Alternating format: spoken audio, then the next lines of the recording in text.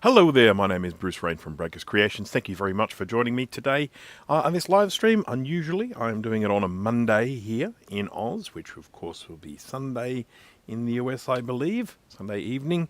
Variety of reasons for that, but basically had a busy weekend, wasn't able to do a live stream. Saw a little opportunity that I could take a little bit of slice out of today, and I thought I would do this little live stream just to say hello to everyone. I am going to go up through the chat here and greet everyone who has stopped by. So, Jay from the House of Moth, who I believe, I could be wrong with this, I'm going to test this theory now, I believe jumped onto the chat, said something, and then took off. I don't think he's here anymore. I think he's gone. He's gone, but I'm testing that theory now. Jack68K, hello there. Steve from Mac84. Jeff Geerling, hello. Who else we got here? Oh, lots of Steve, trying to get that number. We couldn't, I looked up that number. It said it's something to do with your activity in the chat, but I don't know. Steve went crazy with activity and still sat there in number 2, so who knows what's going on. Roger Salter, hello. Who else we got? Colin from This Does Not Compute, hello. Thomas Armstrong is here. Inkscuve is here. Hello there. Francois is here. BC Jeffro, hello. Chris Angelis, hello. Have I missed anyone? Callan, hello. David Russian, hello. 8WT, hello. I think I've got everyone. If I miss anyone, my apologies. Please feel free to say hello again. So I am testing out a new microphone. The microphone that I was using before started getting a little bit crackly, so I then started using my spare, and the spare has been going fine, but I don't like only having one, because if one does fail, I want to have a backup. The new mic sounds great so far. That's good to hear. So this one it's a cheapie. It's not an expensive one. It's crazy for me to buy expensive microphones for this purpose because they don't last long. They get damaged. I mean, I have bought expensive microphones for this in the past, and they all generally have a weak point, and that weak point is the cable. Now you can buy ones that have replaceable cables, but they're even more expensive, and then of course you've got to have all the cables to swap them over. Or you buy ones that don't have a replaceable cable, and then once that cable goes, it's useless. So you can just throw the thing away. The wires on them are usually so skinny that they're virtually impossible to try and repair. So I buy these ones that are not particularly expensive. They're about sort of $40-50 US, something like that. And this one has nicer little ear hooky things, a little bit more, hopefully a little bit more comfortable than the other ones. I quite like the way this one holds still. I've tried a bunch of different microphones for live streams in the past. I used to have lapel mics, so you have the mics on the table, that sort of stuff. The lapel mics were kind of good, except when I turned my head, the sound would get quieter and stuff. By having this mic at the set distance all the time, it works really well. It also works really well with background noises. By having it so close to my mouth, I don't have to worry as much about background noises, whether it be birds or ultrasonic cleaners or whatever the case is. So, yeah, pretty good. Like background noises of someone just tooting their horn there. Crazy. All right, so let's just have a look here, see if there's something important. I saw something there that I wanted to comment on, but I can't remember what it was. I'm not sure. If anyone has mentioned something, here's one. Thomas Armstrong, iCap hat. iCap hat. I'm actually thinking about 3D printing a capacitor hat. So how about that? Right.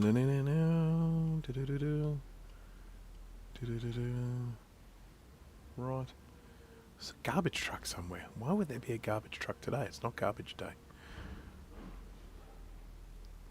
Or maybe it's not a garbage truck. Alright, whatever it is, it's making a lot of noise. Okay. Good. Alright, okay. I think the chat's all fine there. So in my last live stream, I was working on a PowerMac 6100. I have so far been unable to resurrect that one. This is the motherboard here. I do have a working PowerMac 6100, so to some extent I'm not overly fussed. I'm just going to try the foot pedal. Foot pedal. Nope. Foot pedal worked before I started the stream and now it stopped. So, just, yeah. Very, very annoying. I still don't know whether the cause of it is OBS or something else, but anyhow. And I'm having nothing but grief with this mouse at the moment as well. It's not actually this mouse. I'm sure it's interference in this workshop, because I've had the problem with more than one mouse on Bluetooth, where the cursor's just like that. I should probably get a wired mouse for in here, maybe. So anyhow, this is the PowerMac 6100. I have been unsuccessful getting this to work at this stage. In terms of testing, I have gone through and I have checked all of the what do you call these, clock signals, and all the clock signals seem to be fine. I've checked the power inputs, and the power inputs seem to be fine. What else? I have compared a thermal image of this computer with a working one, and most of the things that are supposed to be getting warm are getting warm on this board, but the PowerPC chip is not getting as warm. So it's not firing up. I mean, it's getting warm, but just not as warm as it should be. So I don't really know what's going on with this. There are no schematics for the 6100, to my knowledge.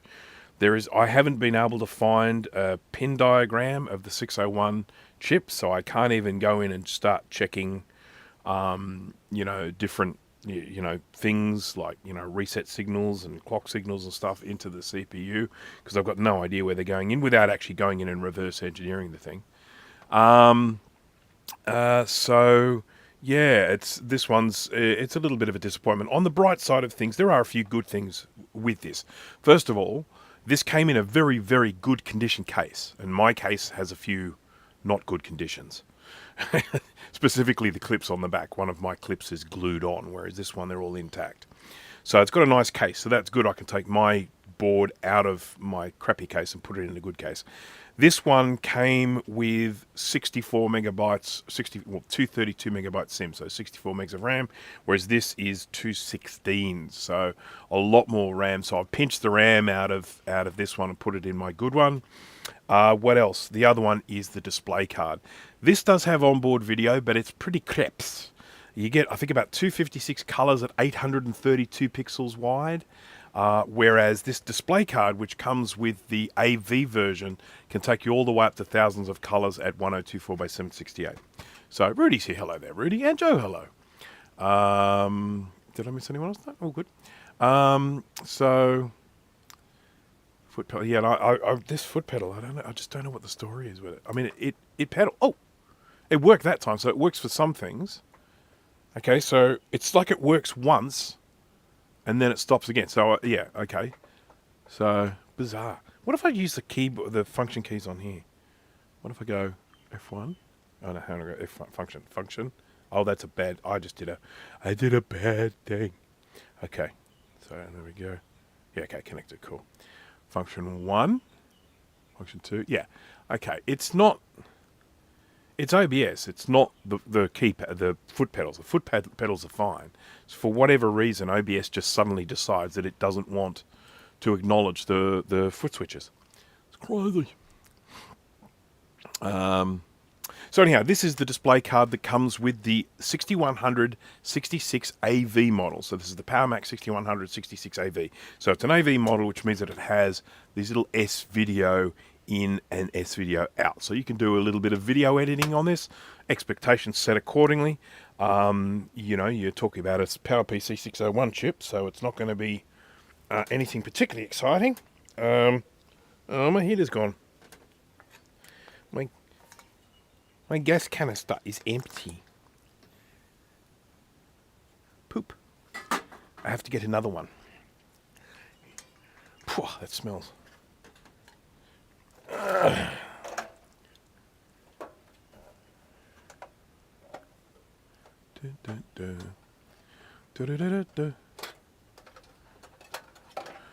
there's chat going on here. I need to check. 7500. Yes, 7500. Try not to recap it if at all possible, because there are like 50 million caps on it. I don't know if there are cap problems with the 7500. No one's ever reported that to me. Doesn't mean it's not the case, but no one's ever reported it to me. There we go. Now I can warm my legs. Yeah. Those S-video ports are fancy and allow you to use the QuickTime conferencing camera. Oh, how about that? I did not know that. That will be invaluable.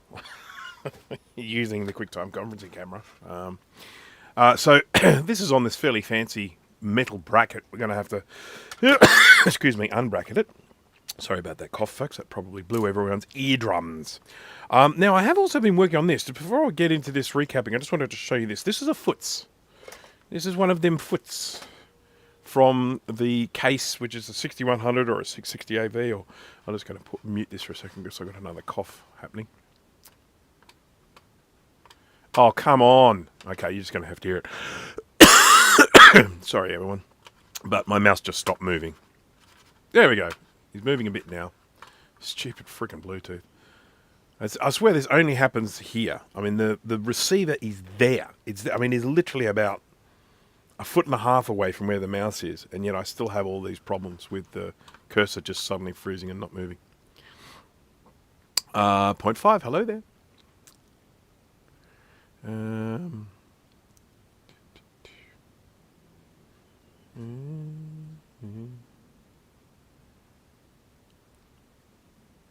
7500 PCI slots are dodgy. Interesting.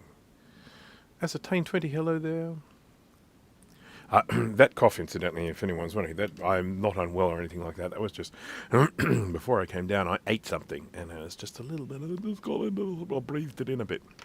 Sean, Action Retro, hello there. So anyhow, this is. Oh, you do like my mouse? I got this really cheap because it looks so stupid. I like this mouse. This is the M325. What do you call it? Logitech. And I just like this mouse. They're relatively inexpensive. Bluetooth does the job. Sorry, not Bluetooth. Dongle.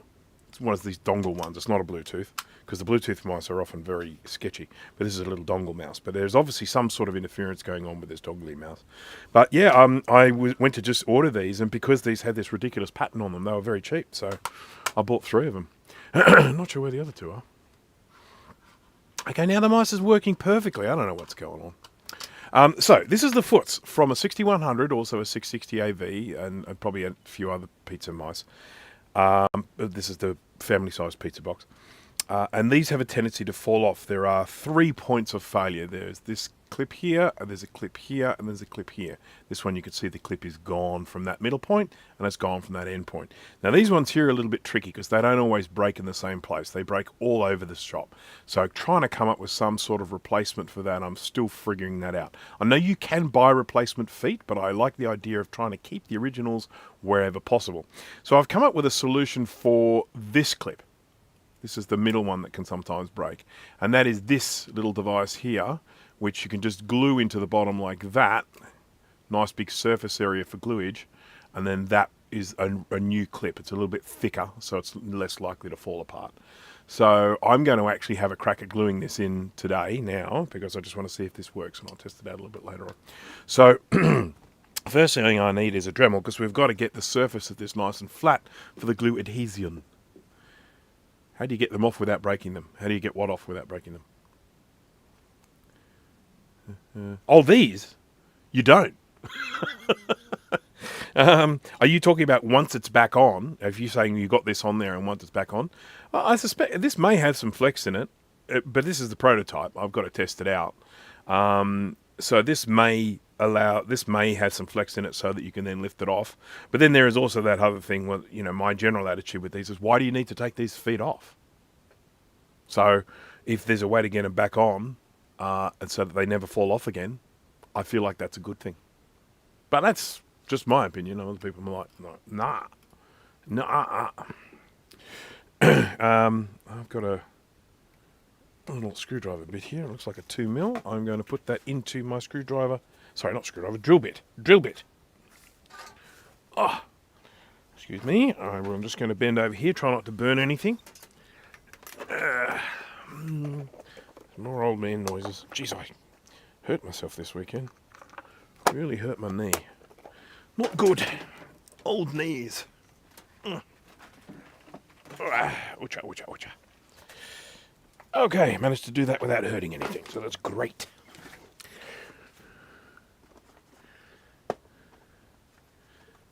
That's a good idea. We can make metal ones. So what I'm planning to do with this, I just want to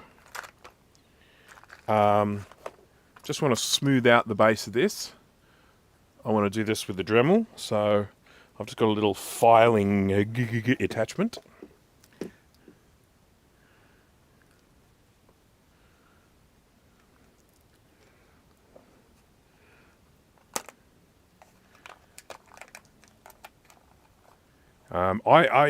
You can get lucky with these. I have indeed got lucky, and I managed to get a foot off without breaking it. But most of them break when you go to remove them.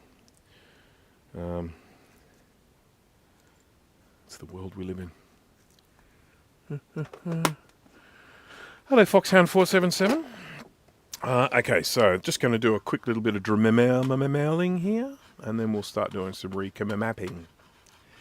Oh, come on, mouse. You're going to be the death of me. It's just sitting. It's just sitting there, doing nothing. What if I switch my mouse off and then on again? Oh my god. This is so annoying.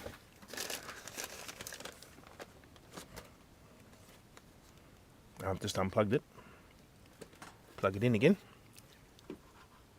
Okay, there we go. That's sort of given me some... It's working a little bit better. Alright. So... Oh wow. Why is this so dirty? What have I done? Smudges all over it. That's better. I don't know what I did there. Alright, so there we go. Here is my clip that has broken off. And I'm just going to get my little Dremel. And I'm going to try and... My Dremel gets faster as it's running, by the way, just be prepared.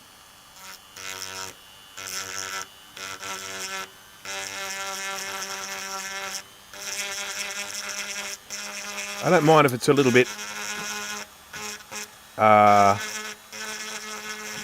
if it's a bit of a groove, I just don't want it to be sticking up.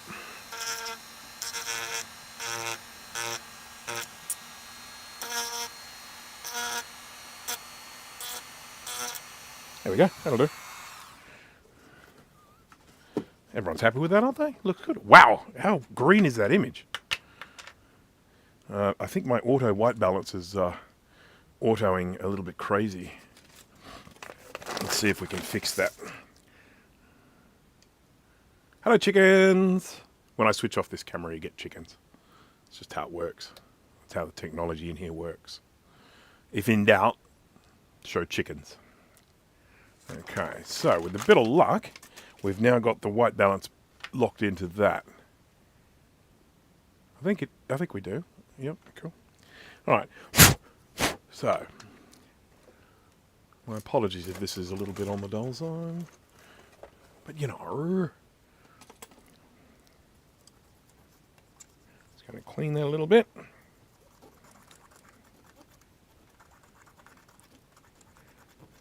There we go. Get that all dry. Then we need to use. Well, I've got some super glue floating around here somewhere. There he is. Some super glue. But what I also do is I use these. Here we go. Here's one. I use these primer things for working with plastic. I'm just going to change the view here. So this is this plastic fix thing. You can buy them in two parts. The first one is like a primer, and then the second one is the glue. Now this is not the original glue, but the glue is just super glue anyway. It's the primer which is the part, and this is just like a little pen, and you can just sort of draw this wherever you're going to glue. I don't know how it works, but it works. It really does make things stick incredibly well when they're plastic. Okay.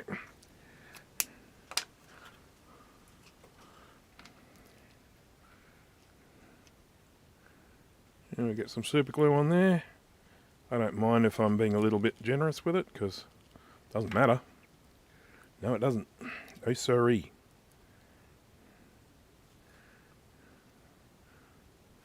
Okay. And I think that is going to stick really well. And then I'll test that out later on. And that's my first prototype. So, there. Now, as I say, I still have to figure out what I'm going to do about these. I don't know.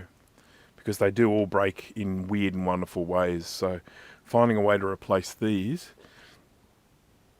there has to be this groove running through here.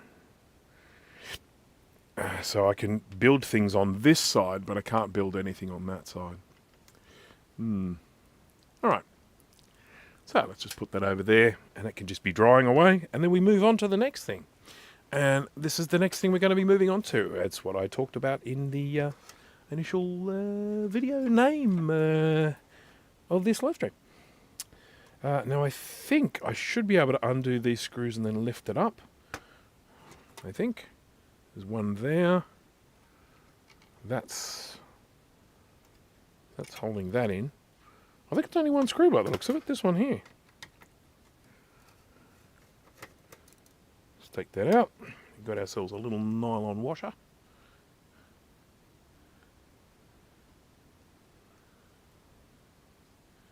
Okay, what's got a G3 500 card in it? Let me have a look. Jack 60, okay. Yeah.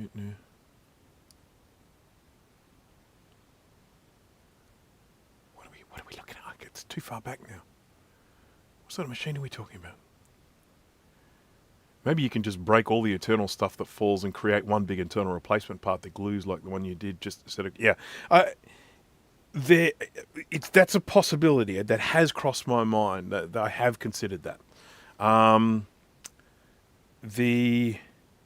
The problem I see is trying to get all of this stuff out neatly. That's the main issue I see. Because they don't just snap off neatly. I mean, this one here, it's snapped in an arc on the side here. This one here is also snapped in an arc. You can probably just keep hacking at it and everything, but yeah, I don't know. Not sure. I mean, I may not have a solution for the whole thing. We'll just, Okay, so out you come. There we go. Out comes the card. I'm going to put the screw back into this hole so I don't lose it. There we go. Pop that out of the way. And here is the card. Now, as you can see, we've got 1, 2, 3, 4, 5, 6, 7, 8, 9, 10, 11, 12, 13 capacitors that we have to replace. They are all 47 microfarad, 16 volt. Some of these are very, very snug. They're very, very close together, so that might be interesting putting it together. We'll just have to see. Eric, hello there. I'll still talk about 7500s. One of the fantastic things about that series of computers, 7500, 7300, I think 7600 as well, I can't remember. Apple released them with the weirdest numbering system. 7300 is better than the 7500? Why? But anyhow, the thing that I love about them, of course, is they're all during that era of daughter cards. The daughter cards on the CPU, so, you could just get all these CPU upgrades. And I mean, I've got a whole stack of them. I've got a whole stack of G3 upgrades, and I've also got 604E upgrades, where you could just take out a 180 and stick in a 250 or something like that. And then, of course, we ended up then with the G3, so I've got a few G3. I think I've even got a G4. It's a slow one, but I think I've even got a G4 upgrade for those machines. And it is really one of the, fantastic things about those computers that they had those upgrades available, and you could just soup them right up. And that's one of the things that I love about them, that, you can basically have this old 7300 or 7500 or whatever and ramp it up with a G3, which what were they called, 7540 or 7450? That was what the official name of the chip was. I think it was either 7450 or 7540. Or someone else will be able to correct me. But that was what they originally called them. Even like in the early days, these were the next generation chip, and I got an article in a Macworld magazine where they were talking about this new chip that's going to be coming out and going into Apple computers, and it was whatever it was, the 7540 chip. I can't remember the exact numbers. And then that was all they called it. It wasn't until Apple then released it and then called it the G3 chip. So up until that point, they were just calling it by its the name that was released with it. It was later on that Apple then said, we're going to start calling these a G3. So, yeah, interesting. Oh, I do my best. We've got to get these caps off. It's going to be a pretty straightforward recapping job, but we've got to get them all off. So I'm going to do that with my hot air station. Some people like the twist and pull method or the cut the top off or whatever. I don't know. People do what they want to do. I'm not going to stop them. But I'm not going to be doing that. I'm going to be using a hot air station. This is going to be relatively easy to remove because they're all in little bunches. So, you know, it's nice. It's very nice.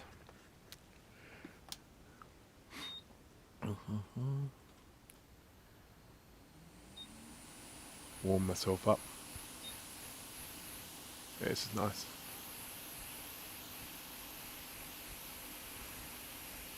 Okay, so Jack68K, you're number one at the moment.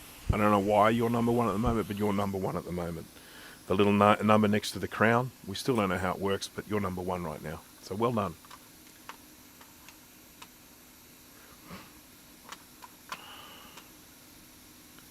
Alright, let's start whipping off some of these caps. I'm just going to do something about the fact that I can't see very well. Oh wow, that's so much better.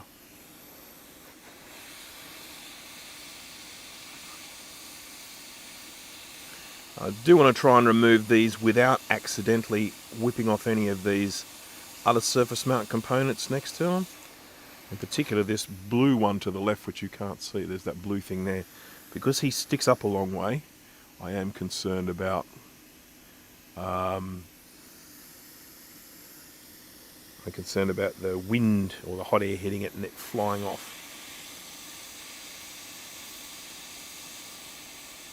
Last time I did a live stream, I recapped using electrolytic capacitors because I had run out of tantalums. I now have tantalums in stock again, so we can use tantalums for this instead of crazy electrolytics.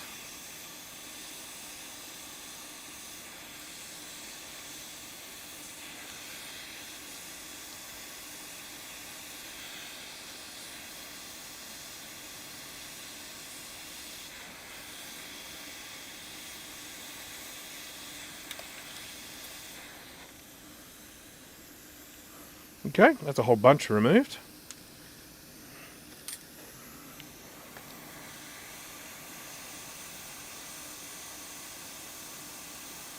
My tweezers have got a bit of a bend in the tip. Have to fix that up. I don't like it. It's not good enough.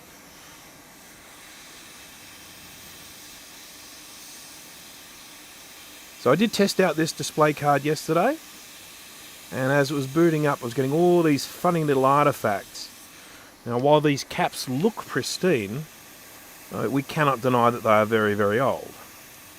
So, I'm going to work on the presumption that they are probably functioning outside of spec. So, that's why I am using this as my first course of action.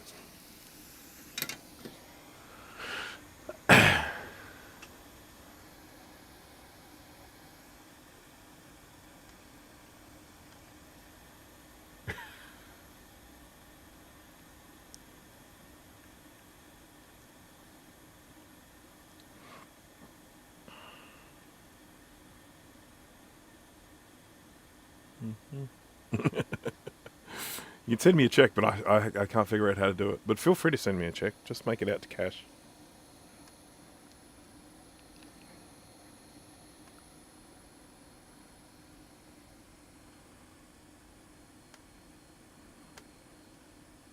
I've started having a look at a show called Murderbot. I don't know if anyone has seen it. Quite fun. A few laughs. Yeah, a few laughs.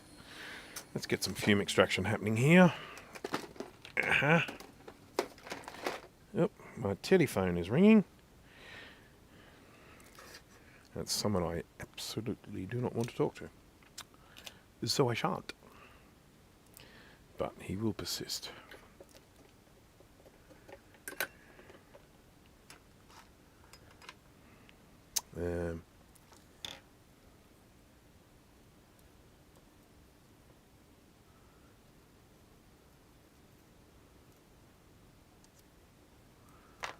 Do-do-do.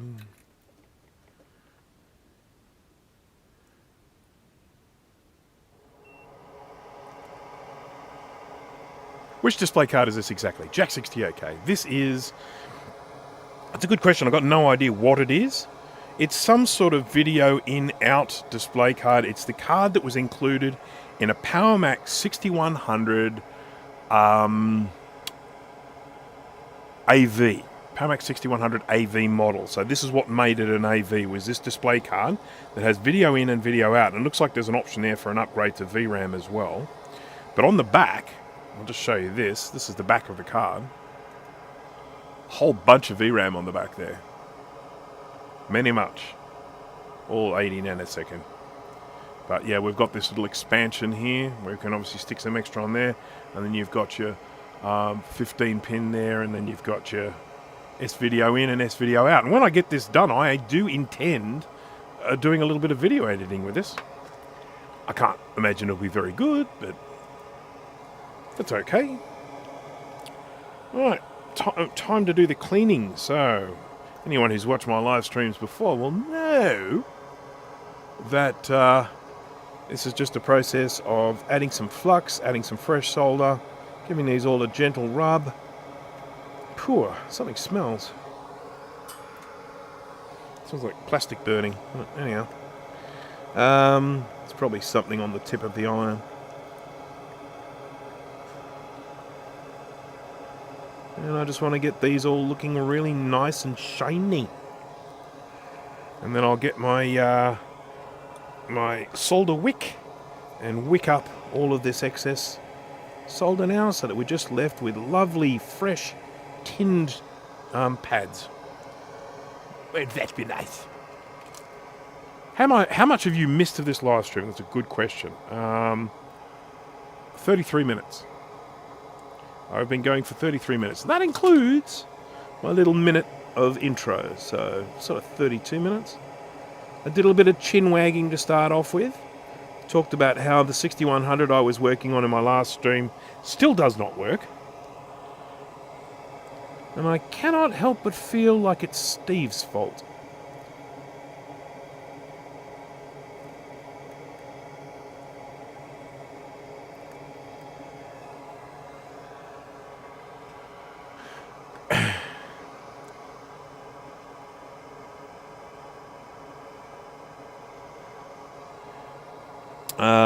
I've actually got a new bus display card that I need to get out. I've been corresponding with a guy on Facebook who's had this card and he was having trouble getting it to display properly on a modern monitor. And I'm sure I have the same card, so I wanted to test it out on a modern monitor to see if I could get it working with a particular configuration. But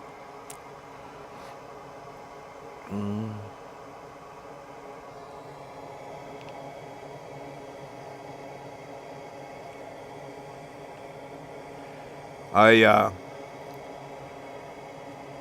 had an unusual sort of weekend this weekend in that I stayed overnight at a hotel in the city of Sydney. But I was sort of there as a support group. It's a long story, but I was basically there.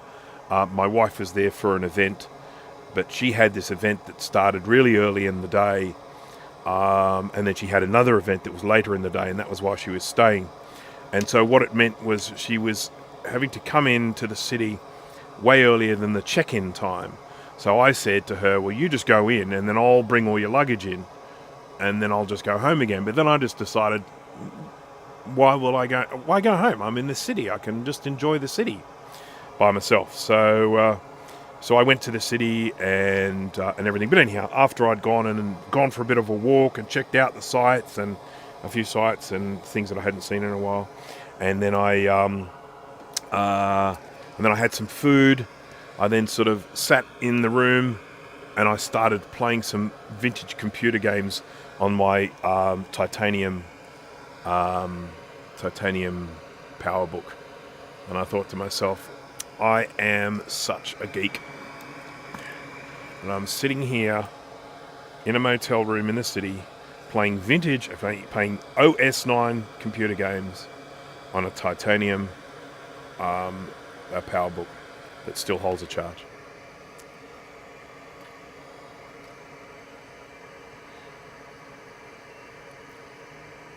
getting a Mac Plus at the end of the week and a G4, so have some recapping to do.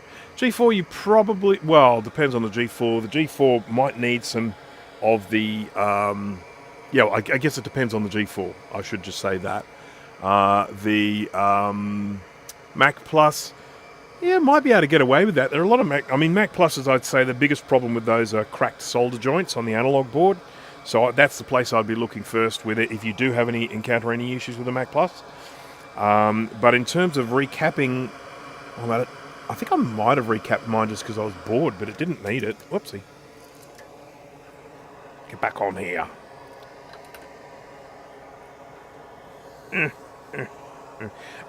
It's not a Rage 128. This predates that a bit.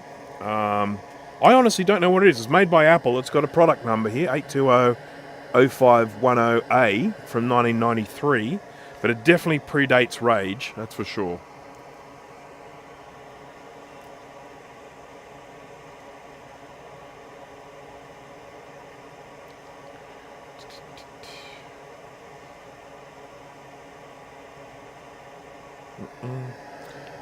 Yeah, I've done that. I don't have to do that again.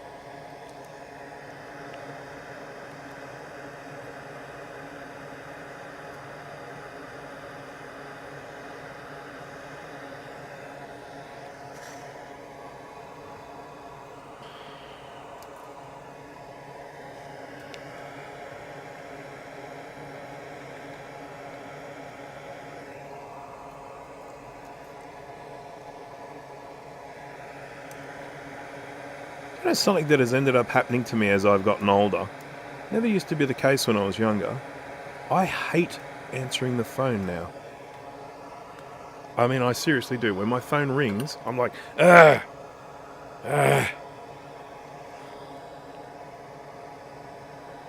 Okay, 1, 2, 3, 4, 5, 6, 7, 8. I think it's right. Alright, so just going to clean this up a little bit, all ready for us to put some fresh caps on. Mike's Future Retro, hello there. Mac Pro with OBS, that's not my normal system. Too much buffer lag, yeah, okay. So I can't promise anything useful on this channel, but, you know, I appreciate you saying so. Yeah, I have to admit, so I used to use a Mac Pro in here as my main streaming one. It was a 3,1 Mac Pro. So for anyone who knows Mac Pros, they sort of came in a few different flavors. And it worked pretty well, but I had this opportunity. So I had this opportunity to get an M1 Mini for quite cheap. No, that's right. I was a Mac Pro 3,1. Then I ended up changing over to a Mac Mini 2012, which is, I guess, probably it's either an i5 or an i7. I can't remember. And then I ended up getting this M1 Mac Mini, and the M1 just handles it so well. I mean, when I'm live streaming, the CPU is barely ticking over. It's so good in comparison to when I was using the other Mini, the 2012 Mac Mini, the Intel one. That thing was like all CPU, all full way up to the top when I used to live stream.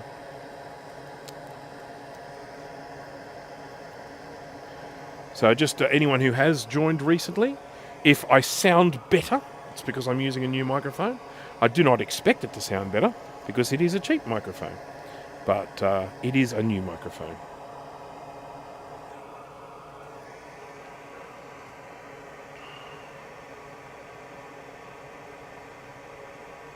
Jay is here, hello there. See, I was right. When you sort of said hello in the chat at the very beginning, I said, I reckon Jay came in and wrote that and then took off again. I said, I don't think he's in the chat anymore. And I was right, but now he's here. Now he's back. Welcome, Jay. Thank you for joining. By the way, I just very quickly, now that I've taken all these caps off, I'll have a slight momentary interim. So, whoopsie, click, top, there we go. Steve did a live stream just the other day. It was a lot of fun, but I'm not sure how successful it was. Steve, you can tell me that. It was working on a Mac Classic, trying to get a Mac Classic up and running. And anyhow, Steve has bought a very similar device to this, which is a one of these multimeters that is also an oscilloscope. I just wanted to mention that one that Steve bought, which it looks incredibly similar, but it's definitely got different programming in it. Because on this one here, you've got these buttons at the front, and these are kind of locked into what they do. Whereas on the one that Steve has got, the function of the buttons appears on the bottom of the screen. So that's just like F1, F2, F3, F4, and then there is a little thing that highlights above it to say, oh, okay, this one does this and this one does that. So it works more in that the buttons are adaptable. This one doesn't work that way. This one, the functions of these buttons is kind of set in stone.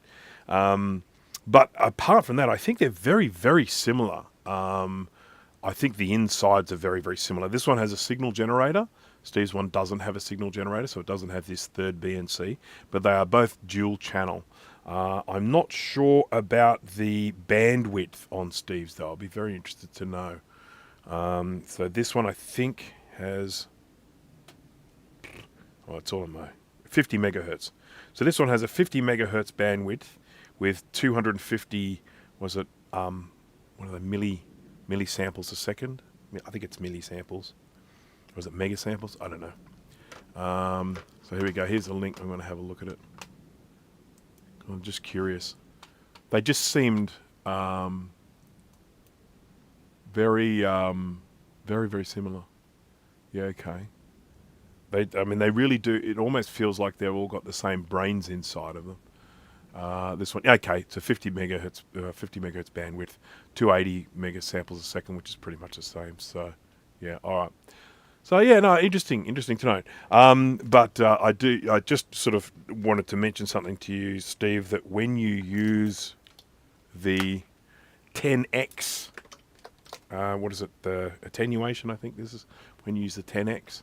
It's important to configure to do a little bit of configuration on your probe, which is done. There's a little adjuster down there, but there are steps on how to do that on videos, and I can show you if you ever want to do that. But they're a very nifty thing. I have to admit, I am a massive convert now to this idea of having this all in one package. Although I have an oscilloscope up there, which is very powerful and great.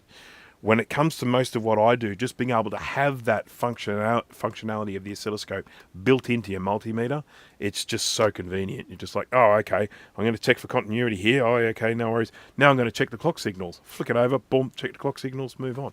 They're really, really nifty to have that sort of functionality built in. I've got to tell you something. All right. I did something monumentally stupid, okay? I want to just tell you how stupid this thing I did was. This t-shirt, you see that I'm wearing here, never forget, it's got a floppy disk, it's got a video tape, and it's got a cassette tape. You know, I like it. It's of my era sort of thing. It's the sort of thing that makes me laugh. This is a t-shirt that I bought from a company called QWERTY, QWERTEE. There are links in the description. There is a discount code there if you ever want to order t-shirts there. I've ordered a whole stack more t-shirts because mine are all getting old and faded because I wear them so much. Anywho, incidentally, by the way, Steve, the price of the one that you got is comparable to the price of this one. It's not that much cheaper. This one comes in a few different flavors. You can get this with only one probe or two probes. The base model of this is pretty much the same price as the base model of that, so they're fairly on par in terms of price. But yeah, so anyhow, I ordered a whole bunch more t-shirts, and this is how stupid I am. I forgot to use my own discount code. Here I am, sort of saying to people, "Go buy these t-shirts. Go to QWERTY and buy these t-shirts. They're so cool." And there's a link in the description and a discount code. And I ordered some t-shirts and I didn't use my own discount code. I feel so stupid. Let's move on. Okay, so time to put on some new caps. Now I have here some... I know they're not far away. Here we are. Here you are. So I ordered exactly 100 new capacitors. that should last me a while. What I want to just quickly have a look at here is see just how difficult they're going to be.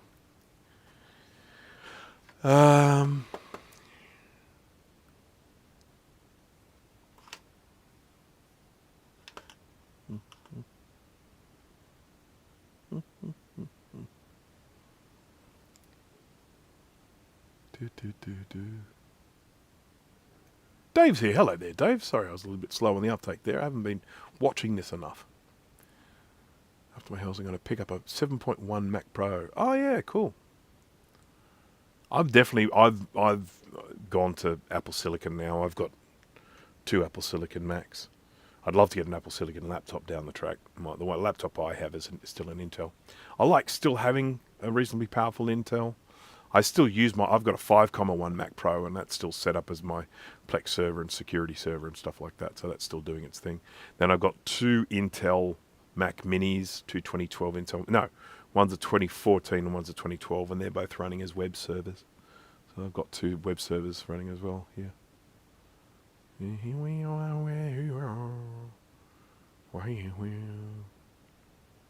it's interesting, we were talking about, Steve was talking about all the Macs that he has earlier on, and he was sort of saying, oh, I don't have a TAM, and it's interesting because I don't have a TAM either, but I have never actually had any desire to own a TAM. I appreciate their uniqueness, but I'm not sure it's actually something I want to own. So yeah, I mean, it's weird. I mean, there are a lot of Macs out that I would like to have. I mean, I don't have a what do you call a cube? I don't have a G3 cube. I'd love a G3 cube. I have a clamshell G3. I've always wanted one of those. I've got, like the bubble G4s. I think they're a lovely design. I mean, I've got obviously squazillions of Macs, but there are ones that I have for very specific reasons, and other ones I look at and I just think, no, I have no desire to collect that one. No desire whatsoever. And I sort of have had that, that's sort of how I feel about the TAM. Yeah, and the TAM is just 3400, isn't it? I think that's what you're saying, Steve, ultimately, that they're just the guts of a laptop turned into an upright thing with some fancy speakers. Mark Anning, hello there. So I'm just having a look at these. These are the replacement caps I'm putting in place, and I think I can make these fit. There's not a lot of space between them. You can see the little gap there, but I might have to pull out my fancy curved tip to fit those in. I think I might do this row first because I think it'll be easier to work on these with space around them, and then I'll do the easier ones afterwards. So I'm going to do my normal thing here, and I'm going to douse these liberally with flux. And if you're wondering what flux I'm using, it is of course SteriFlux. This is the Steri ASM I'm using. It's still my favorite, even though I've tried many others, and I can highly recommend many others. If this was no longer available, I would have plenty to choose from that I still think are fantastic. I think, for example, the new V5 is excellent. The Hydra MA is excellent. There's some just really good fluxes, and I'm working on a video at the moment. I still haven't decided if I'm going to release it. It's only 2.5 minutes long, and it's just talking about flux recommendations, because people ask me all the time, what flux should I be using? And I'm sort of like, well, it depends. I can't just say use this flux because it may not suit you. Are you going to be cleaning your stuff with an ultrasonic cleaner? If you are going to be cleaning with an ultrasonic cleaner, then I could say, okay, well, go with this flux because it'll come off nice and easy. Are you going to be cleaning with a toothbrush and some isopropyl alcohol? That's a different story. You may not want to go with this one. You might want to go with one that cleans a little bit easier, or you might want to go with a water-soluble one. So I've sort of made this this very short video. I've got to do a little bit of B-roll for it. It's pretty much done, but I just need to add some B-roll so it makes it a bit more interesting, rather than just looking at my fat head talking. Yeah, and then so I'll probably release it. I mean, I think it's, it's not going to be a huge one or anything like that, but I'll probably cop some flack over it. People are getting very nasty in the comments these days. I think it's just the nature of the world at the moment.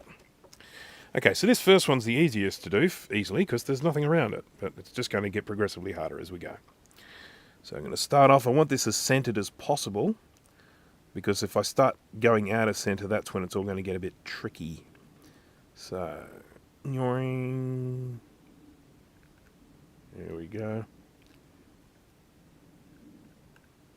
Nice. I love the fact that this is such a small board, I can just spin it around. Spin it around to my heart's content. Spinning, spinning, yay. Oh, I need my fume extraction back again, don't I? Yeah,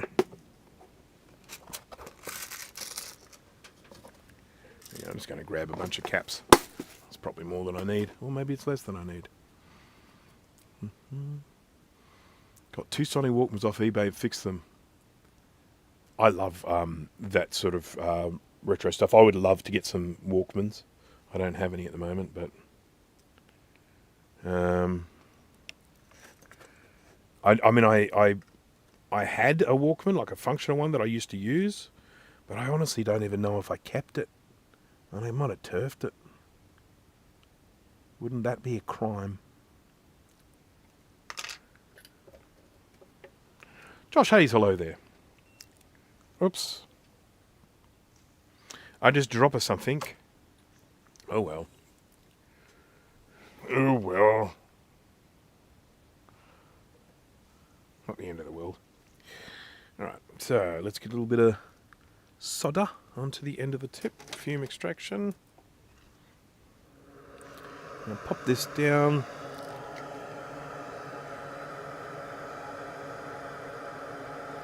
Straight and centered as much as possible.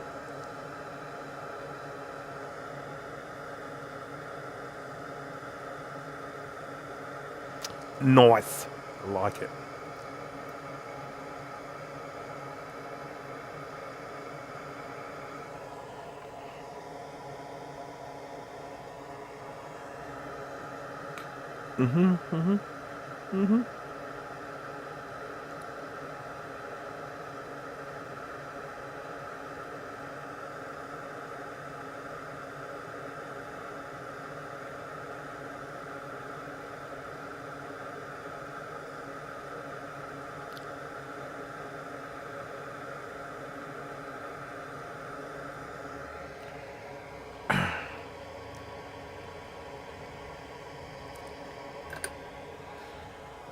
Ah dear.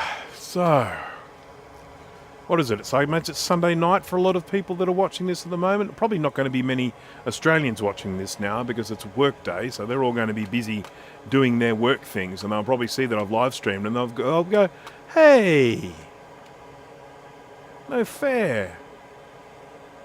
It's streamed right in the middle of the work day. It's like Big Bad Biologist, you know, I mean, he does live streams. Virtually every live stream he does in a time zone that makes it impossible for me to watch. It's like, you know, like 3 in the morning or something like that for me, so I never get to watch any of his.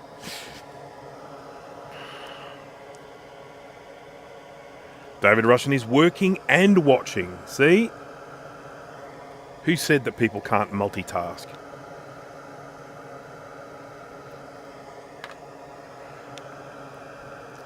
If you ever want 2 things done shitty, just ask me to multitask.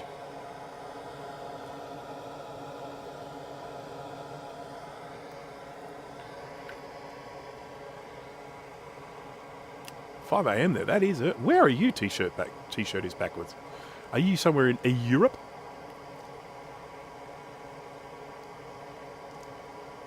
Scarlet Swordfish, hello. Haven't seen you in ages. I hope you are well. Finn. Finn as in Finland?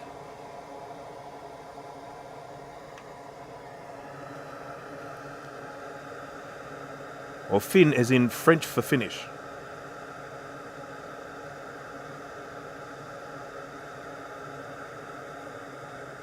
Maybe you're telling me to stop my live stream in French.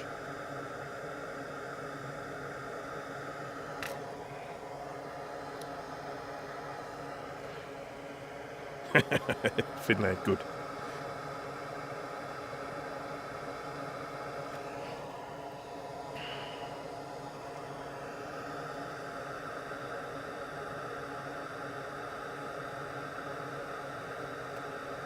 So it probably has occurred to some people, if they are watching and paying attention, which I totally appreciate. If you're not, I understand.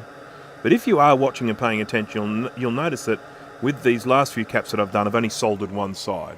One side, one side, one side, one side, two sides. Now there is a very specific reason for that, and that is that I am going to solder the second side with a different soldering iron tip. And so I save them all up to do them all at once. Because if I go try and do this, I could probably do it with this tip, but it really just it doesn't quite get in there. So I'm going to swap tips. This is one of the things I love about this soldering iron. It is so easy to swap tips while it's hot. I also love the fact that the holder, it's induction. So some of the other ones, the way they work, there's a little weight. And so like my old Hacko, the way it would put in, when you put the tip into the holder, it would push down a little weight, and that would let the soldering iron know that the tip was in the holder. This one actually uses induction to detect when the tip is in there. So, you know, you don't even need to touch anything. Once you actually just start hovering it in the middle of the tip, in the middle of the holder, it's like, hey, you're putting the thing in the holder. Very nifty. Very, very clever. Fin is also end in Spanish. There you go.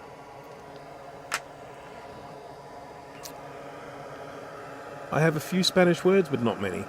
All right, so this is my curved conical, which is, I consider to be the second most important tip to have. I don't like straight conical tips, I really don't. But I like curved conical ones because you can put them down sideways like this, and you can actually get quite good heat transfer using it on the side like that. And it just, you can see it just fits in there beautifully. You probably can't see that at all, actually, because I'm probably off camera. So let's try it with this one. Oops, I just melted a bit of plastic. I'm going to flip this around this way so that I haven't got my soldering iron on the plastic side. There we go. So just get this in here. Yoink.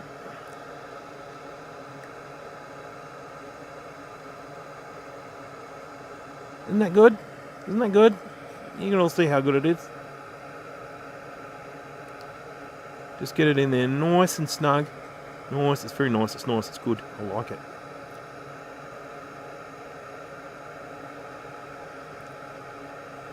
How easy was that? So the little bevel tip that I use, that's my most used tip without a doubt. Then this little curved conical is my second used tip. And then my third used tip is a great big fat one, and I don't have a replacement for that yet on this new soldering iron, so I'll have to get hold of that. Really big bevel tip. It's one that gives you a huge amount of surface area. So if you're really trying to get something hot, if you're trying to solder something onto a heatsink or something like that, it works really well. Not the conical.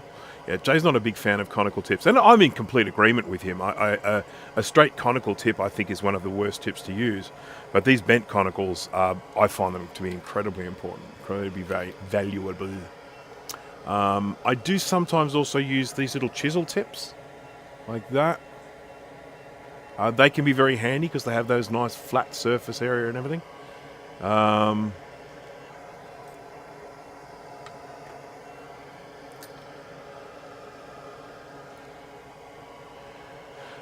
Did you even do any projects with that PowerMax 7300 I sent you a few years ago?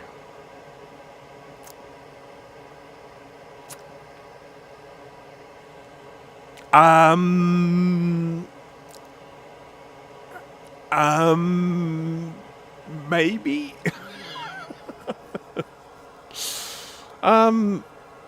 Maybe. Ask me a question from more recently. I can't remember. Probably.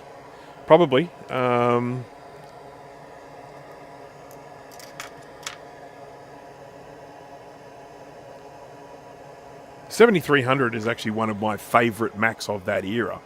I love the 7300 because, you know, pretty, pretty powerful Mac. I've got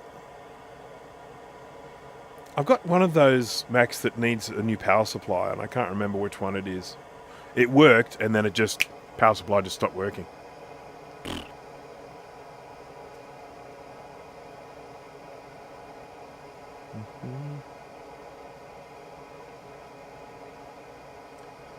Hello to John Humus. I don't think I've said hello to you. I'm not sure if I've pronounced your surname correctly. But I'm Australian, and we take pride in mispronouncing everything.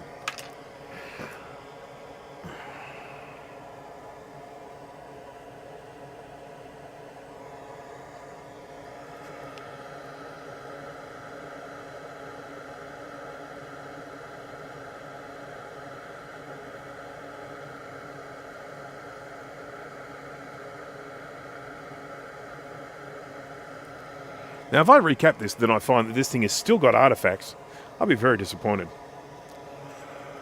Not surprised, but disappointed.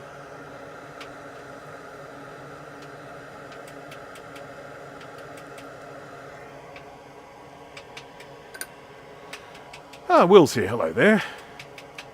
I have not tested either of them yet, so this weekend was totally out. I wasn't here for most of the weekend, but I am absolutely dying to try out the A2C. So that's first on my list once I get a spare moment. And then the RAM. I mean, at the end of the day, RAM is RAM. I just have to decide what I want to do with it. I've got an SE30, which I've talked about on the channel before. I apologise if I'm just going on about this, but I've got an SE30 with an upgrade that I got from Boll, and it is a grayscale adapter. So it allows the SE30 to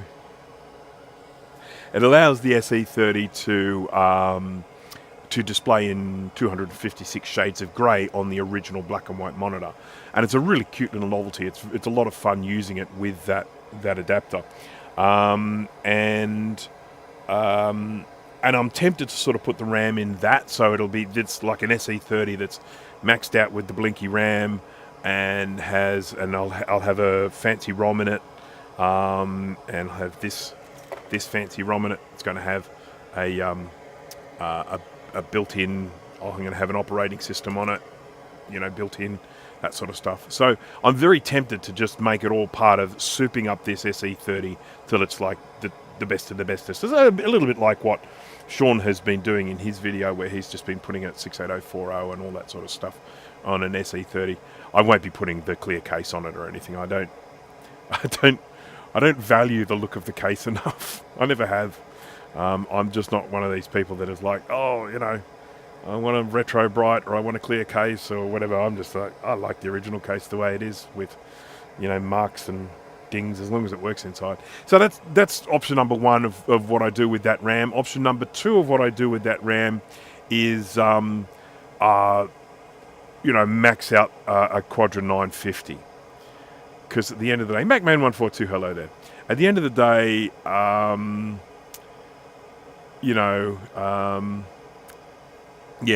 think the Quadra 950, who doesn't love a Quadra 950? It'd be cool to have that maxed out with RAM, and then fire up Photoshop and do some photoshopping. See if I can find the best display card that I have. I don't have anything like the display cards I used to use in the day. At the company that I worked for, we had some of these Supermac Thunder, and I had them. When they stopped being used, I asked if I could take them home, and they said yes. So I had these Nubus cards, these absolutely kick-ass, powerful Nubus card display cards that had video acceleration and JPEG acceleration and all sorts of stuff built in, and I sold them because I could not see any point in keeping them at the time. And that's just so frustrating. That's the whole, seller's regret. You go through different phases in your life where you're sort of like, I'm going to get rid of that. There's no way I'm ever going to need that again. And then you suddenly go, I really wish I had that thing still. Okay, we're just going to keep recapping here, because otherwise we'll never get it done. No, sir.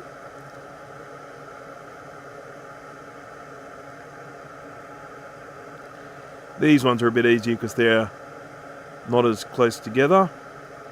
I'm struggling a bit at the moment because my positioning has my hand right where the fume extractor is. But that's something that's easily solved.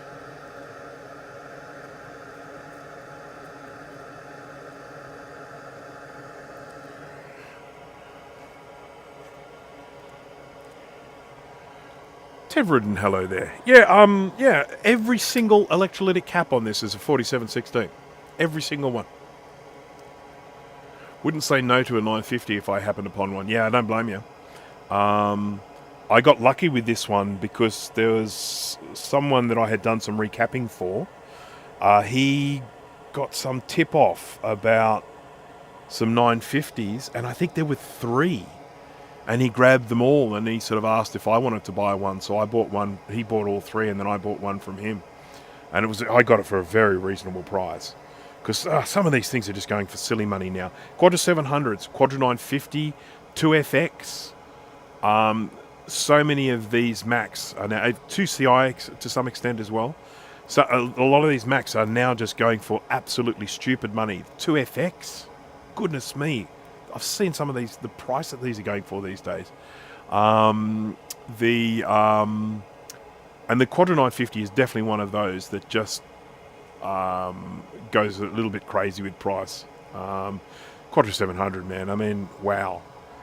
Is it just because it was on Jurassic Park? I don't know. But people are prepared to pay rather absurd amounts of money for a Quadra 700 these days.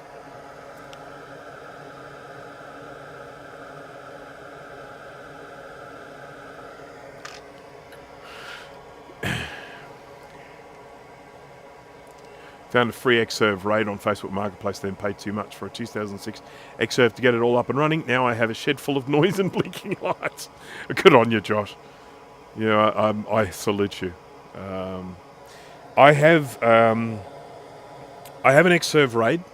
It's in that shed there, sitting on top of the fridge to make sure it doesn't blow away in the wind. It doesn't work. It came from an office where there was a lot of moisture in the air, a lot of salty air, and it has some terrible corrosion inside it. And so it needs to be pulled apart and repaired. I have not yet found the motivation for that, but I may one day. And then I have 2 Xserves. I have one which is a G5. That one works beautifully, but I don't have a display card for it. So it didn't come with a built-in display card, and you need a PCI display card. And all of my display cards are the other port, whatever it's called. AGP? That's what my brain wants to say. So I've got a whole stack of AGP display cards, but I've got one, I think, PowerPC display card in my G3 blue and white. But I don't want to take it out of my G3 blue and white, because I like my G3 blue and white.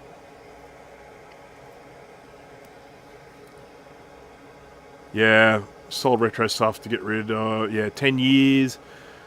Regret sets in.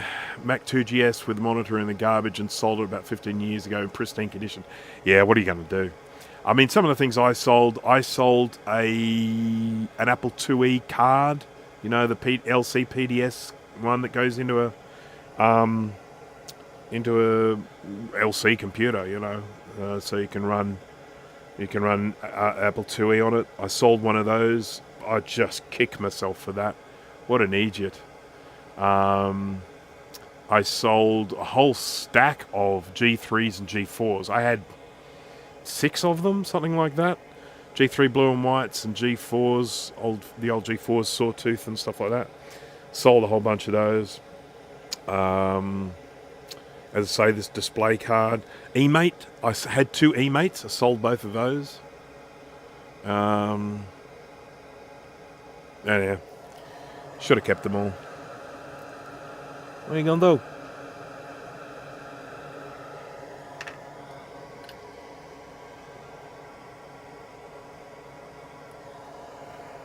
My Intel Xserve has a problem with the built-in RAID. So just clarify this, because it gets very confusing when you start talking about RAIDs and Xserves. Because when you say Xserve RAID, everyone thinks you're talking about the big box with the many hard drives, and you'd be right. That is correct. That is an Xserve RAID.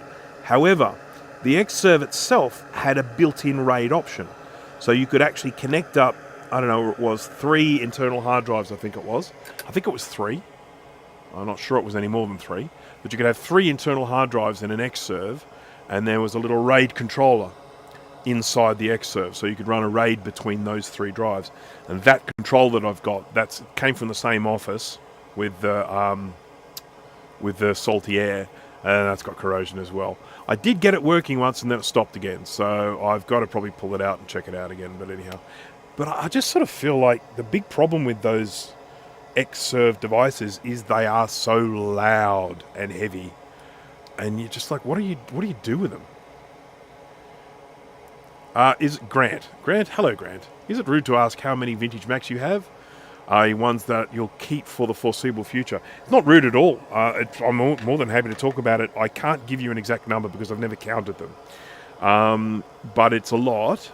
I mean, it's not as many as Steve has. Steve has crazy numbers, but he's got so much storage. I don't have as much space as he has. I keep... I've got Macs strewn all over the place. I've got some in the house. I've got some in a storage unit, and I've got some in a shed, and another shed, and another shed. But I definitely don't have the numbers.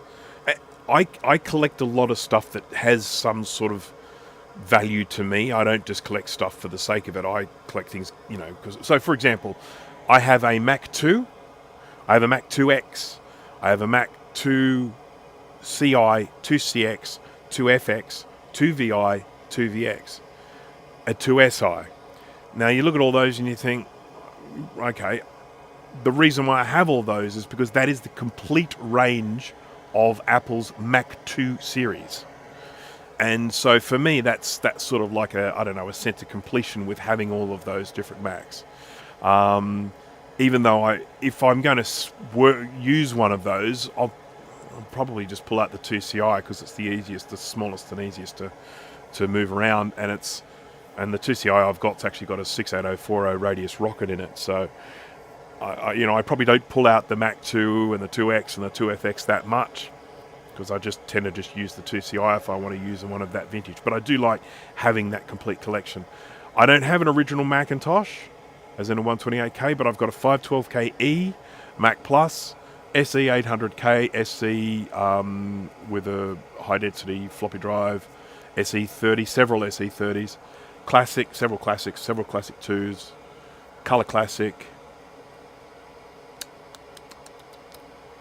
That's it, I think, from the... Oh, and I've got an LC 580. And I think that's probably it from the all-in-ones. I've got some newer stuff as well. I've got G3s. I've got like a G3 Snow iMac, and I've got I got some G3 laptops, a few G3 laptops. 7300, 7500. I think I've got a 7600. Yeah. I ended up with a lot of 2VXs. Or is it 2VIs? I just kept on having people contacting me saying, hey, I've got a really cheap 2VI here. Do you want to buy it? And I'm, yeah, okay. I'll probably sell them one day. I mean, they've been recapped. They work. I mean, it sort of probably makes sense that someone else can enjoy them. I've got a few Macs that I want to sell, just haven't really got around to it. I don't necessarily want to have lots and lots of one type of Mac. I would rather just have one or two. Having a couple in case something goes wrong. It's never a bad idea. But after that, I'd rather other people were using them, enjoying them.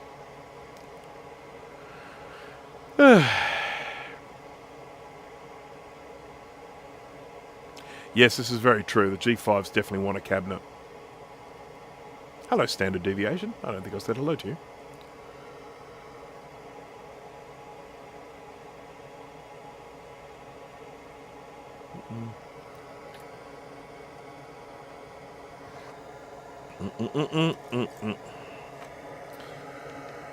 I have a few G4s. I have a G4 the original G4 that came out, and then I have the G4, what was it called? Quicksilver, and then mirror drive door, and then the G4 iMac, and then I've got some G4 laptops. You know those little 12-inch G3 laptops? I can't remember what they were called. I think they were called a MacBook Pro, I think. Or was it they... I can't remember. But there was a 12-inch, and there was a 15-inch and a 17-inch. I love those little 12-inch ones. They're just so cute. Full-size keyboard that goes right to the edge. I've got one of those. It's all maxed out with RAM too. Love those. The worst thing in the world is when you have a working vintage computer that you put away, and then when you pull it out, it doesn't work anymore. That's really frustrating. You know, as in completely dead. I mean, obviously I don't store things with batteries in them or anything like that. But yeah, it's just, it's a bit frustrating when that happens.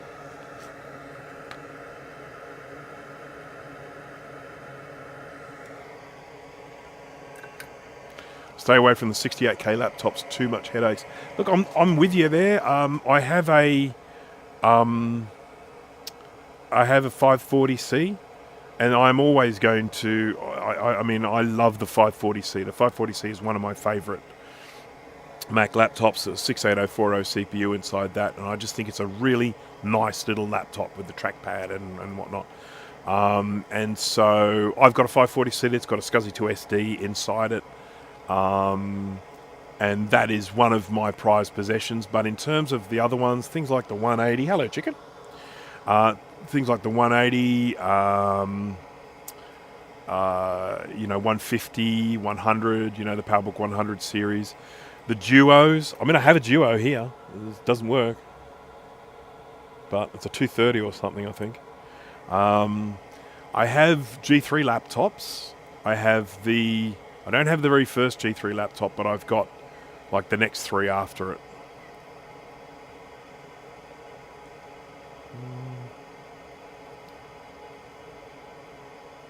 Yeah, Sam Johnson, I feel your pain. I think it was a 12-inch PowerBook G4. Yeah, thank you to everyone who's jumped in and said that. So Grant says he's got about 25 vintage laptops, and thinks he's got a real problem. Well, just chat to Steve about that. He'll make you feel better. But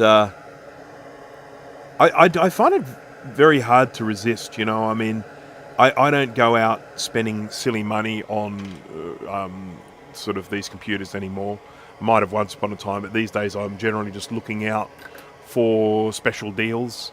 Sometimes people give me stuff, sometimes they give me stuff to say, hey, can you give my product or my channel a plug, which I do. Some people just say, I want you to have this because I know you'll like it, which are really nice of people to do. I mean, I know it's in this position of having a YouTube channel that allows me to have that privilege, and it is a privilege, and I just sort of, I appreciate it greatly. But I've had some wonderful things donated to the channel. One of the things that was donated to the channel was a Quadra 840 AV, and that's again one of the most incredibly generous things to give that to me.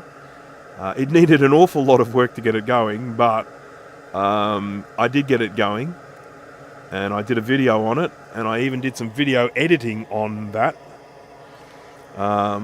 I didn't do much video editing on it because it was so painfully slow. I was starting to lose my brain, and so I just did just a little bit, and that was enough just to demonstrate that it could be done.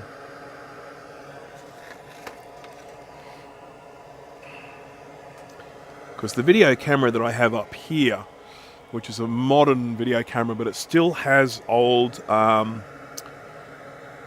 analog output, so I can film stuff with this camera and then transfer it onto an old Mac like that. So I can actually film stuff on that thing in 1080 or whatever, and then I can just sort of transfer it in analog.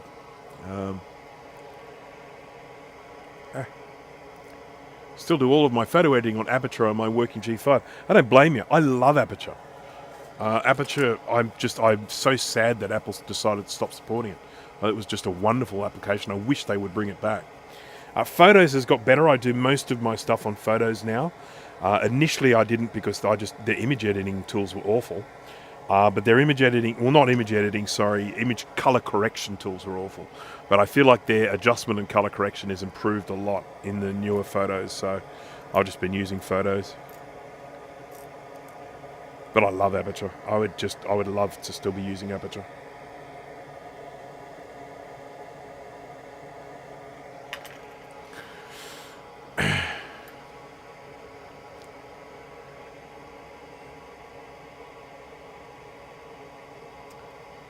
Thank you, Bruce, and many others for teaching me how to recap. Just finished a Toshiba laptop recap after figuring out parts to order and rebuilding. Well done, Eric. That is an awesome achievement, and I'm very, very happy that that's worked out for you. As much as possible, I am trying to, when I do these videos, to encourage people to do recapping themselves. You know, this sort of recapping that I'm doing now is pretty straightforward stuff. Some stuff is a bit trickier than others, but this sort of stuff, you know, a little bit of practice, easy peasy. Right, well, I think that's all of them. 1, 2, 3, 4, 5, 6, 7, 8, 9, 10, 11, 12, 13. Yep, that's what I said before, wasn't it? Okay, let's check and see that I've got them all right way around. Yes, yes, yes, yes. Yes, yes, yes, yes, yes. Yes, yes, yes. Yeah, it just occurred to me they're all facing the same way, every single one. So I can really just glance at it and say, yes, they're all the way around. Yeah. Probably should test it somehow. Joseph Phillips, hello there. Had a decision between a lunchtime bike ride with the wife or watch this. Wow, I see you've made the right decision. Oh dear. Alright, there it is all recapped. So it used to be all shiny silvery ones. Now it's yellow ones. So I kind of like the look of it. I like the way these are all sort of like, they're little soldiers. All in a little row.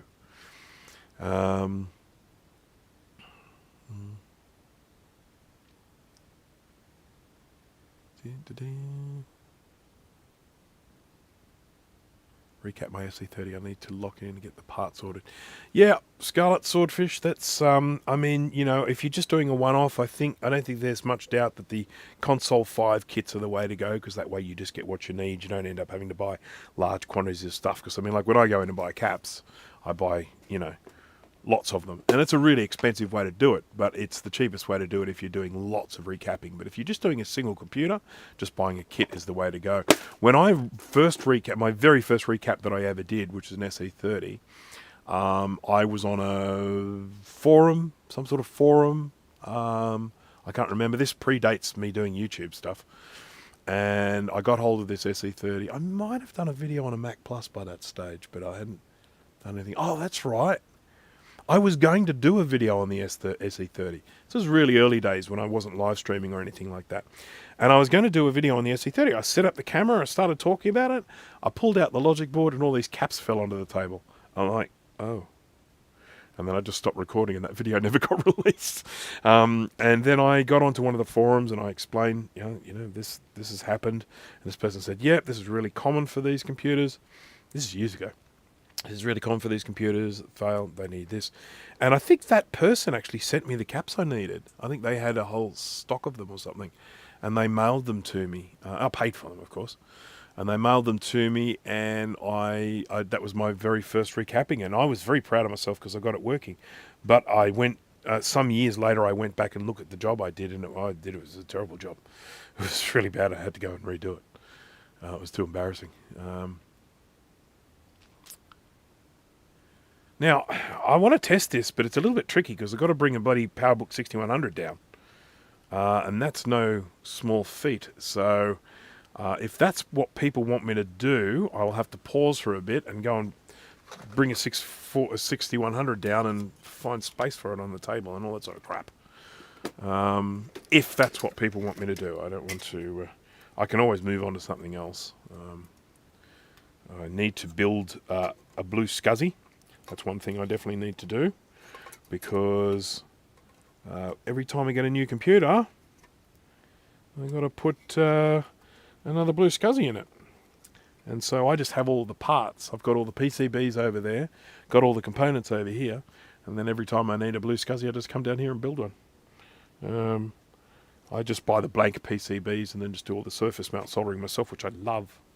I love doing that because I am a crazy person. Why isn't this going on? Why?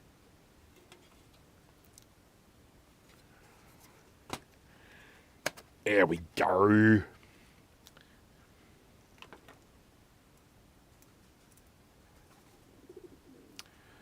Did the video card work? We don't know yet. I haven't tested it.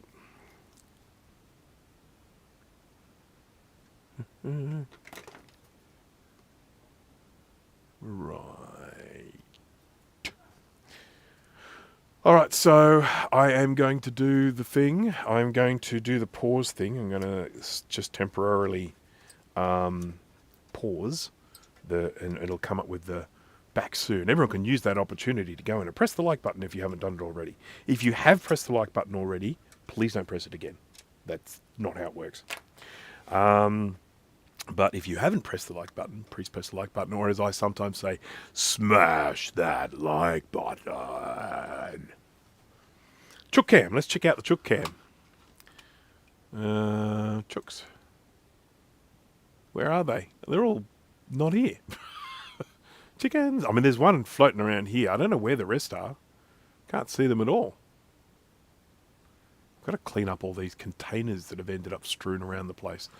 We've got one container here, which is the top of an old feeder that I used to use. This is a container here full of diatomaceous earth, which I use for pest control. This is an old water container from I don't know what. It's just, what a mess. Got to clean it all up. Chickens don't care. They're not judgmental. Okay, so there's no chickens to look at, so I apologise. All right, okay. Just going to do the back soon thingy. I'm going to come back down here with a 6100 that works, and we'll pop this in, and we'll plug in a display, and we'll see if it works, if it's better than it was before. So, doing the back soon. It'll probably take me about 2 minutes, so I'll be right back.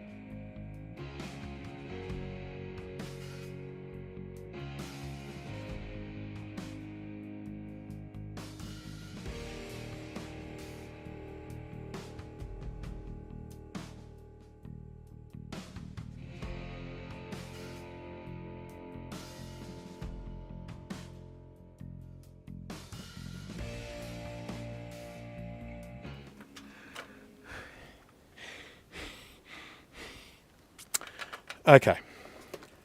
I've got a 6100 here. Now I also brought down this CD-ROM drive because apparently it's got problems. I wouldn't mind opening that up and having a look inside it. We'll probably do that next. Okay, so this is the 6100 here. I haven't brought the top case down with me because I didn't see much point. These are all, that's the really brittle part, the top case, so this one's not as bad. This one has no foots, but I can test the work I did on this foots earlier on in the video where I did that little clip there. Now admittedly this one's got another bit broken on it, so I don't know if it's going to work, but I want to give it a try. So, oh god, I can't see anything. Old person eyes. Okay. I'm seeing a problem here, but I do believe that will be relatively easy for me to fix. So, I've made this too strong. This needs to have more flex in it, so I'm going to build this a little bit thinner so I can bend some. Because at the moment, you know, when I'm building these things, I'm always doing them from the perspective of, oh, I don't want these to ever break again. But this does need to have some flex in it. Okay, so that's the prototype. Gonna have to fix that up a little bit. Right.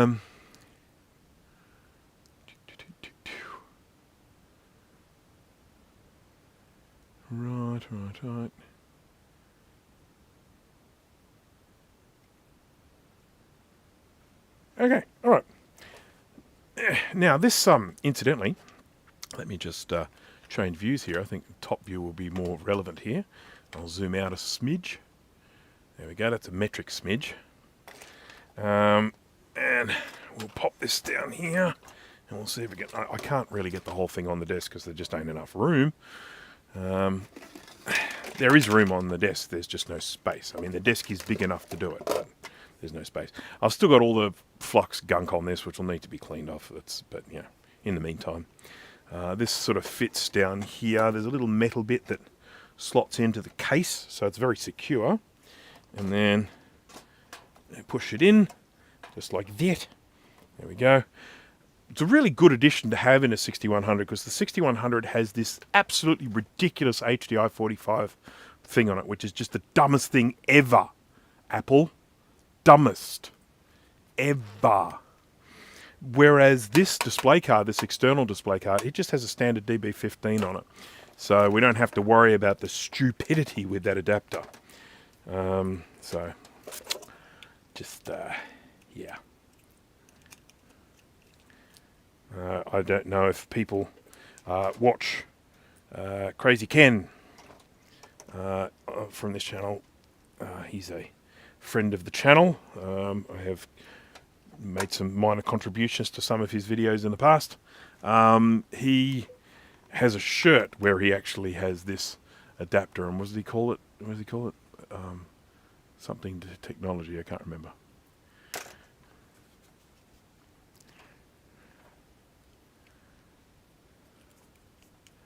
Ken's a good fun guy. Ken's he's someone who will always try and help if he can. I've had some very, very good dealings with Ken. Right.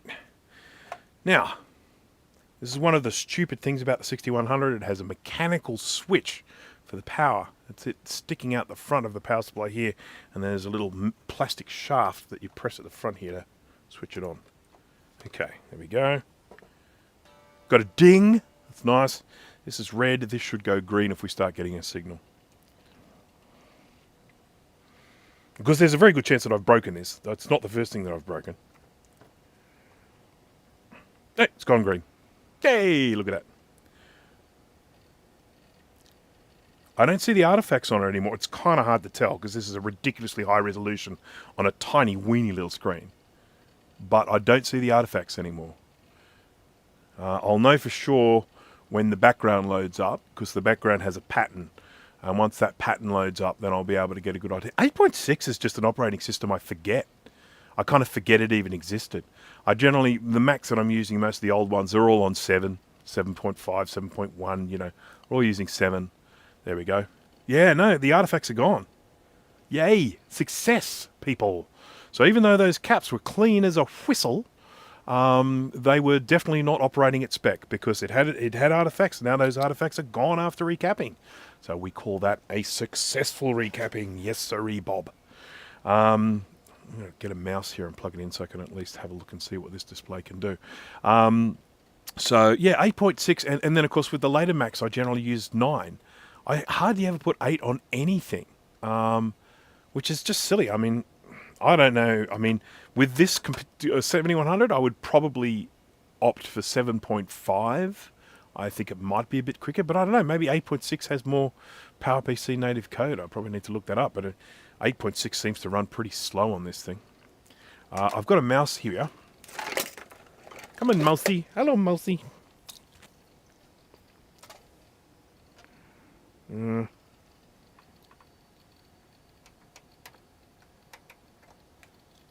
we go. Bing. It's complaining. Local talk bridge cannot start. God, I need to speed up the mouse. Oh, this has got all the sounds on. You know those ridiculous sounds that they had where every time you click they go beep pop. Beep pop. Bleep bleep bleep bleep.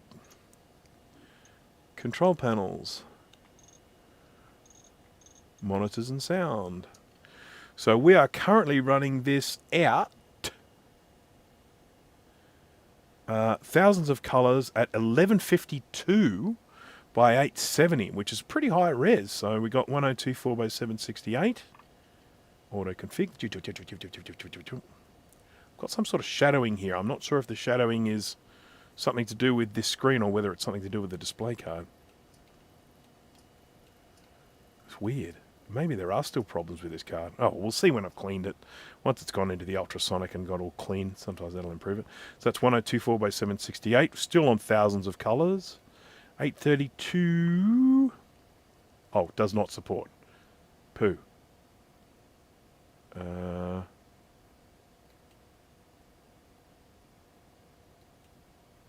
Here's me hoping that I have moved my mouse enough. Oh, crap. Hey, I clicked on. Hey. Okay, cool. 640 by 480. Okay, we can get into millions for that one, so that's great. So yeah, no, it's interesting. So I'm still getting some artifacts here. I don't know if you can see them. No, you can't. If I move my mouse around here, these little light patches, I can see them really well from this angle. If I tip it up like that, there you go. You can see these little artifacts going on. So there's still definitely something going on a little bit skew-if with this display. Could be the VRAM or something. But anyhow, I'm going to give it a good old cleaning and then we'll just see what happens. That was the recommended. There we go.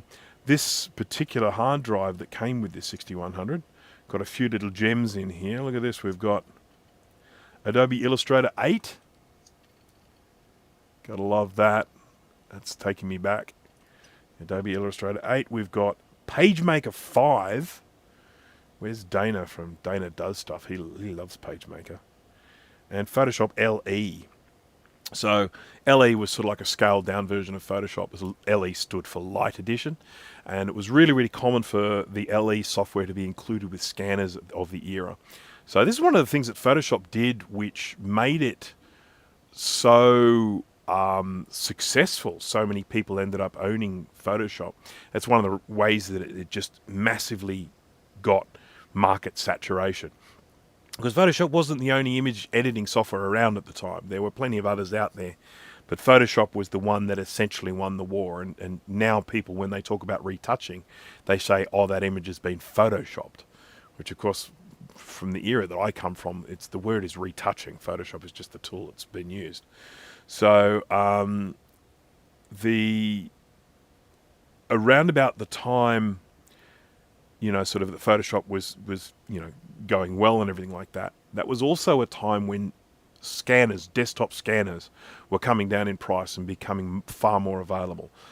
Before that, scanners were very, very expensive and only available to big companies, and you couldn't really afford one. You know, you couldn't afford a scanner at home or at a small business. There were really only big businesses that had scanners. Now that technology with CCDs, charge coupling devices, started getting really, really good at a particular time. I guess probably late 90s, early thousands, something like that.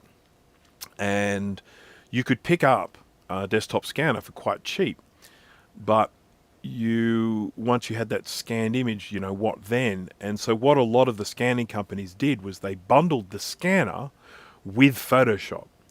And so you've got these two things happening at the same time. You've got Photoshop, you've got sort of retouching software, getting more and more powerful. But then you've also got scanners becoming more financially available, and people were buying a scanner and getting Photoshop. And there was even an instance, I think I've probably told this story before, but there was an instance at the company that I worked for where they were selling scanners with a bundled version of Photoshop for cheaper than you could buy Photoshop off the shelf. And so the company I worked for ended up buying like 5 scanners just so they could get 5 copies of Photoshop. And we just had these scanners in a pile in a cupboard that we didn't even use because they were just a rubbishy cheap scanner. But it was the cheapest way to get hold of a full version of Photoshop. And that was one of the things that really helped with the market saturation of Photoshop, to a point that I could name some other of the retouching applications and you probably never would have heard of them. So anyhow, I am going to shut this down now. I'm going to have a look at this CD-ROM drive, and then that'll probably be it for the day. But for the moment, okay, so it's recapped. The display card still works. It's definitely better display than the built-in video on this computer. Built-in video on this computer, you can only get up to 832 pixels wide, whereas this one we can go all the way up to 1152 by 870 at thousands of colors, which is great. I'm just going to shut this down. Good night. There we go. And but I do want to give this card a clean before I am just sort of, before I give up on the thing. Because I sort of feel there's probably not much else that could be wrong with it. It's not, it works. Unless there's an issue with one of the VRAM chips on it, which is always possible. All right, let's move that out of the way. Where am I going to put this in the meantime? I've got no space to put this. I've got no space to put that. I just went to go put that down and it was just about to fall off. So that can maybe go there. That needs to come there. That goes there. I'm going to have to put this outside somewhere because there's just no room for it in here. Oh, maybe if I put it there. It's a bit precarious, but we'll try it. Yeah, it's precarious, but it's there. All right. So just going to quickly have a look at this CD-ROM drive, see if there's anything we can do. Apparently, this doesn't work properly. I don't know what doesn't work, but I'm going to get a power supply here, and I'm going to give it some power, and we can just see if we can at least eject it. I used to buy a lot of laptops that were in broken condition, and then I would repair them and resell them. Mac laptops predominantly, usually sort of all the, what do you call them, the unibody ones. And I used to end up with CDs all the time because people often, when they used to sell these broken laptops, there was a CD in it, the computer had died, and then they had just sold it as broken. And I'd get it and I'd fire it up and then there'd be a CD in the drive. All right, guys, just got to switch this on to give it some power. It didn't do anything. What did I do wrong? Is the green wire? Where's the green wire? What is this power supply? That needs to go. Okay. All right. Not this power supply. Well, I don't even know what this power supply is for. Weird. If I connect this thing to it, this will probably switch it on. Yeah, there we go. All right, so I'll attach some power to that. Okay. It's jamming. I think that's fixable. All right, let's switch him off. It's laughable how 832 by 624 felt spacious back in the day. It is. When you look at 640 by 480 compared to the sort of display sizes we are working with today, that's kind of extraordinary. And not only that, I mean, in the day when if you had a monitor that was displaying something like 1152 by 870, they were huge. Great, big, massive CRTs that you'd need like 2 people to carry around. I regularly used to move some of those around on my own and hurt myself. This is one of these sleds. I have, not for the 5 1/4, but I have made reproductions of these for 3D printing in the 3.5 inch size. But I should probably do the same for the 5 1/4 because these are just as susceptible. This one, as you can see, has already had that snapped off. Let's see, 1, 2, snapped off. 1, 2, 3, 4. 1, 2, 3, snapped off. So yeah, these things are just super brittle. This is the clue. I don't know if you can see that. If I get that up there. See, ABS FR. FR is fire retardant. When they started putting in a fire retardant into these ABS plastics, that is what makes them brittle when they get old. So if you've got ABSs that don't have the fire retardant in them, they're the ones that are generally still pretty good today. But once they added a fire retardant to them, they became brittle when they got old. So this one feels like it could break any minute. But we won't push it, will we?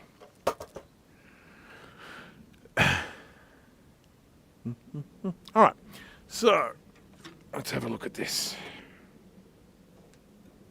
Got to figure out how I'm going to open this up. I'm pretty sure it's just this bottom case, or this lid will come off. And then I'll just put all these screws here so that I forget where they all came from.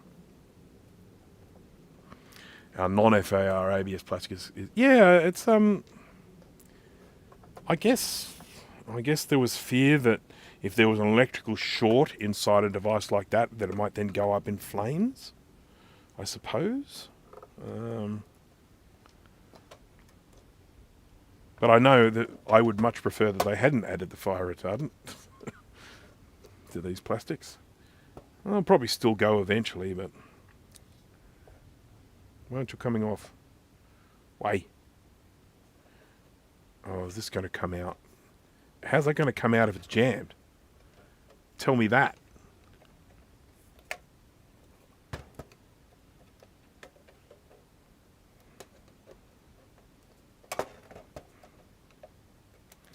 I think we've got ourselves a bit of a catch-22 here.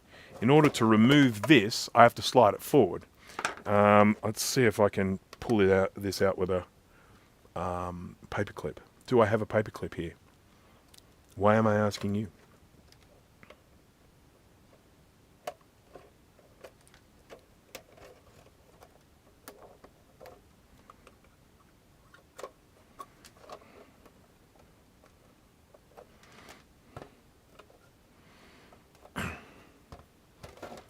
That was from Blazing Saddles, by the way. Why am I asking you? It was Hedy Lamar. Headley.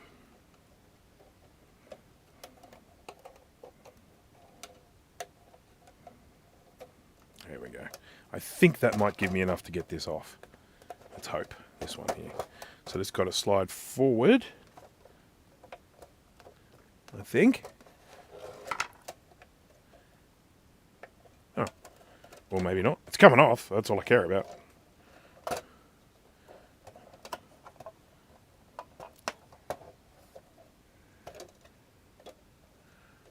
What are you stuck on?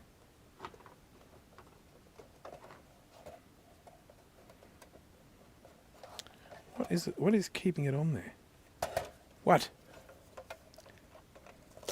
Oh, glue. Glue is what was keeping it on there.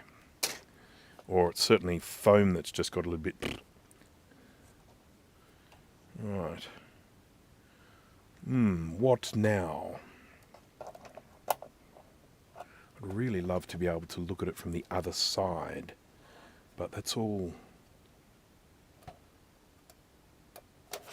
Oh, no, I might be able to get it off with these. I've just got to keep an eye on the chat here. I've just been talking to myself all the time.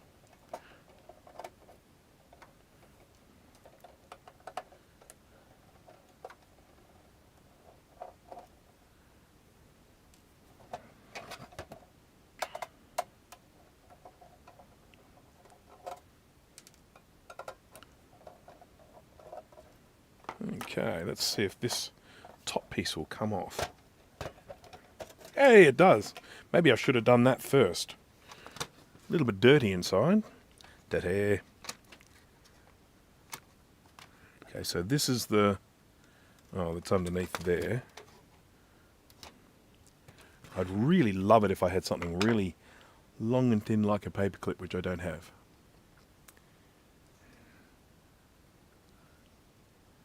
Got like a needle here. Is that long enough? No. It's this thing here.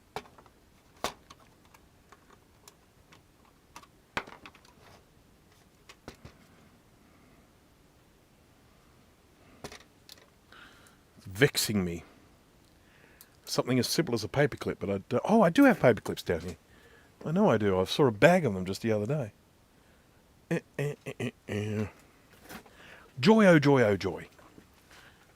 I have just made a mess of my fingernail. There we go. No, that's not it. I know they're here. I've seen them. That them? That's them. Paper clips. Yay. Hey. Hard to contain my excitement. Waka waka waka. Oh. Yay! Don't want to lose it. I'll have to go and get another one. Okay, that's as far down as it goes by the looks of it. Okay. So, that has allowed me to open this up. Is it just... this stuff is going to need... it's got a...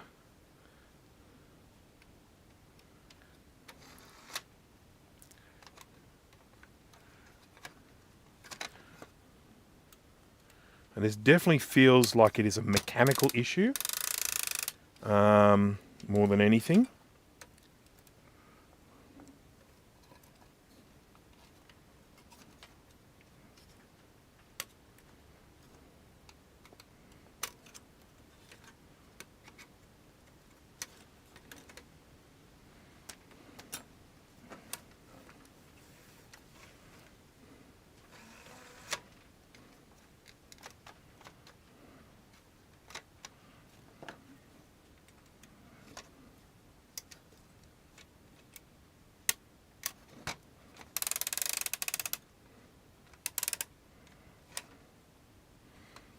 I'd love to be able to take this whole bit out. Can I do that without making it so that it will never get back in again?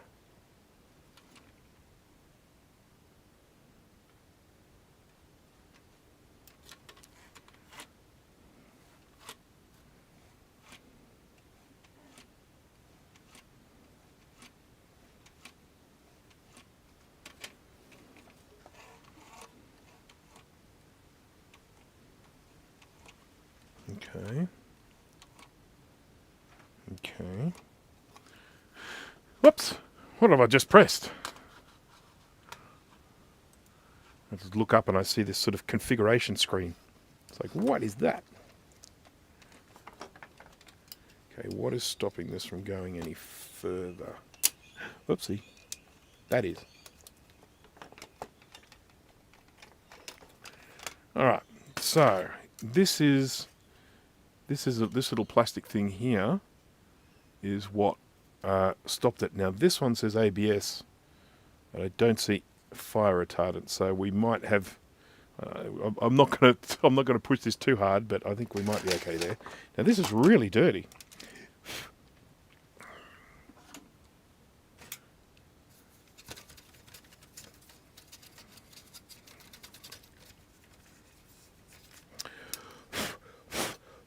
I'd really love to have a my air compressor, but if I fire that up in here, it's going to be so noisy. Everyone will get upset.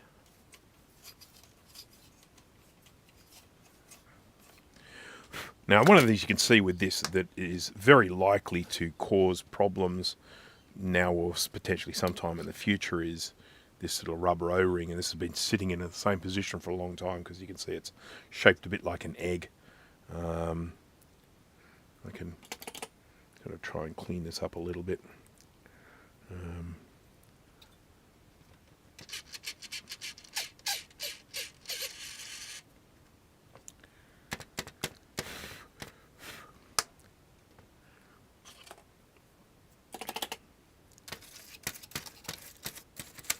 Oopsie. And I just look at the stuff here, and there's just not that much to go wrong here, and we might want to add a little bit of extra lubrication to these parts here. But I don't feel, I mean, you know, typically when these things go wrong, the sort of problems you have with them, either problems with capacitors on the motherboard down under here. I see there's an electrolytic there. You know, I mean, there could be many more. There could be surface mount electrolytics under there. Probably worth having a little inspection. But it doesn't look that easy. So it's full on dismantling to get to this board. So what you have to do is you have to undo this thing here to take that off the board, and then the board can come out. I was going to see, there's a screw there, and there, so there's 4 screws. So let's see if we can actually lift this whole mechanism out. This is all just a voyage of discovery for me at the moment, so I hope this isn't too boring for folks.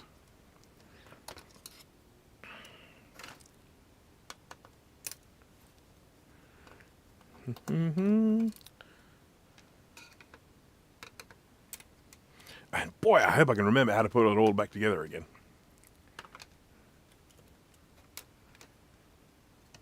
It's well stuck. It ain't going nowhere.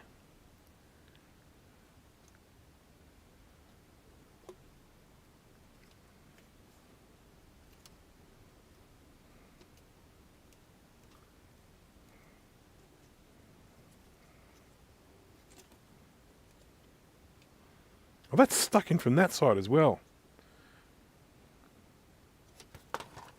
Am I crazy? Or is it the world around me?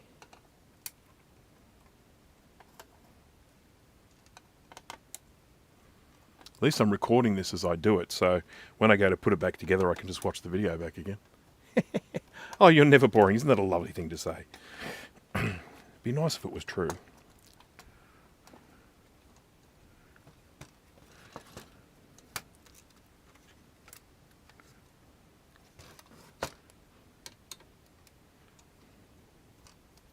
Oopsie. It's there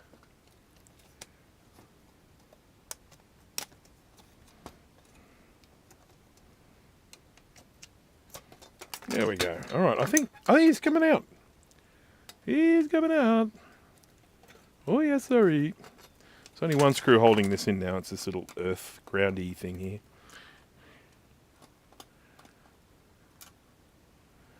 Right, so I think this could all come out now in a bunch of pieces.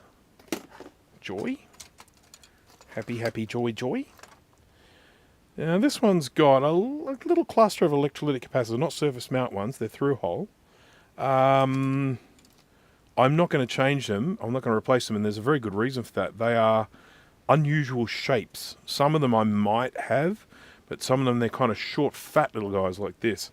And I can be fairly certain that the ones that I have are going to be taller ones and probably won't fit in here. Okay, so we've got a little... Yeah, okay. I'm not really sure how far I want to go with the dismantling of this, because at the end of the day, it's just this mechanism here that is the problem. Now I do have a collection of little rubber band thingies like this, and this would probably benefit from a new one, but I don't think I have one exactly this size.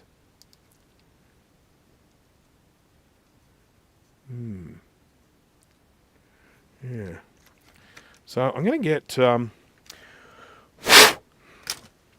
some of this lithium grease. And a little bit of this.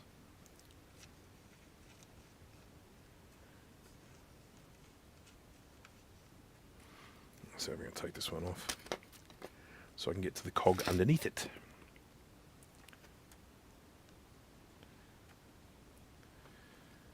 Yes, I think that's a very good statement there. I think all CD-ROM drives are destined to fail. And I tend to agree with you. Two reasons for that. Reason number one, I think these lasers, there are issues with these lasers over time. But then the other is, of course, they're moving parts. Anything with moving parts, you know, I mean, it's going to fail eventually. Whoopsie, where did that cog come from? Was it there? Yeah, I think it was there. So my general feeling is that, yes, you're right. All of these things will ultimately fail. Oh, that used to have some grease there. So we're going to have some grease there again.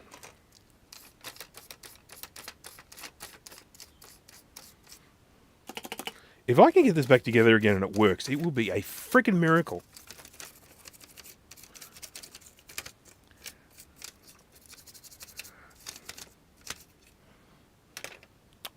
Ba ba ba ba ba ba ba.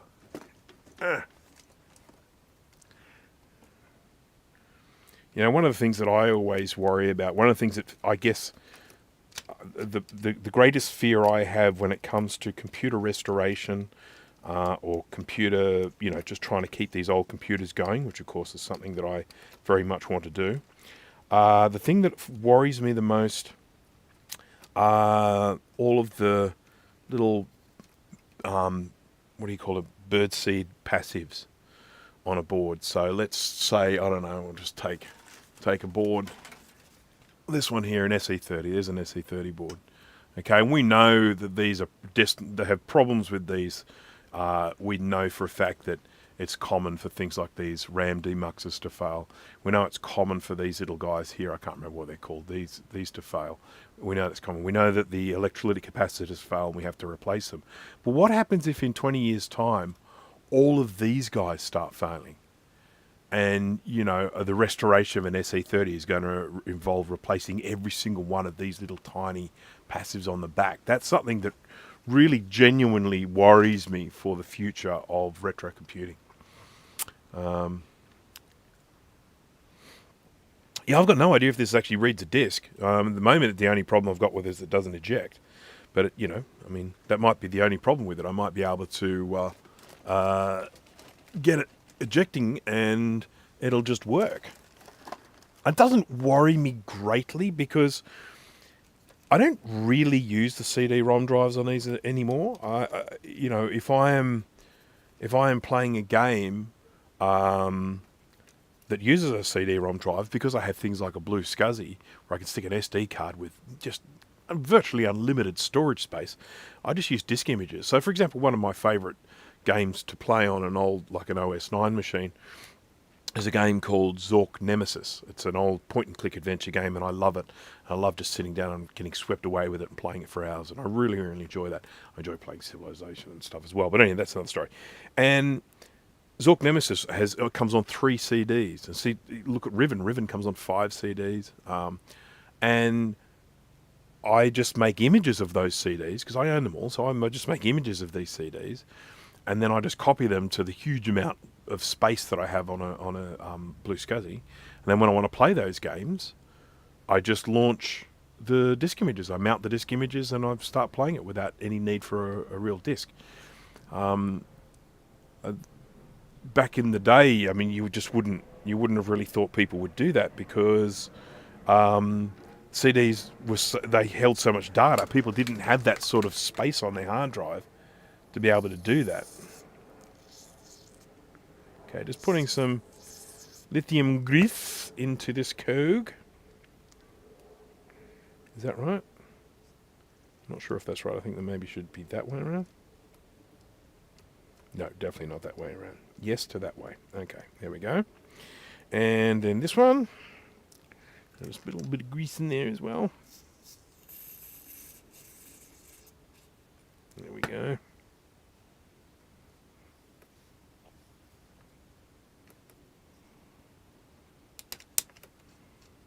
Nice, nice, nice. And I'm going to put some grease down here as well.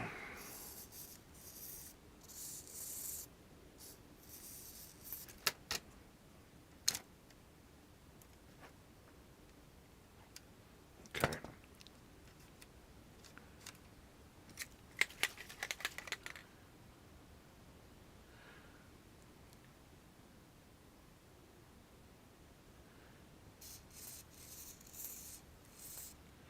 Yeah, I mean, with a lot of the computers that I restore for myself, I don't even bother restoring the floppy drives anymore because I just don't use floppy disks. The only time I ever need to use a floppy disk is if someone has sent me a floppy disk and said, hey, can you get some data off this floppy disk? Because everything else, I get some other way. I'll transfer it around using FTP or, something like that for working with the vintage Macs. This already feels like it's moving smoother.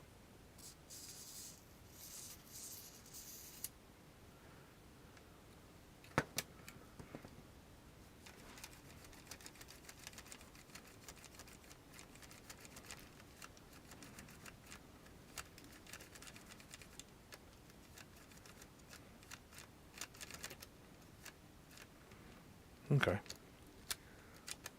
We'll see.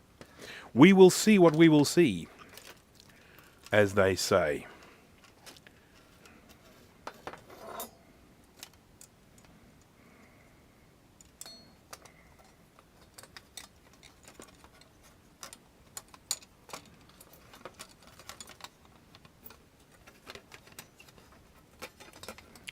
Right, so that... Is that... Nope. Nope. That's there. Is that right? It feels like that should be the way it is. But that's screw holes. So that can't be right. Have I put it around backwards? No, I haven't. Thank goodness. It would have felt such a wally. Okay, that needs to be under that. Okay. So that's there.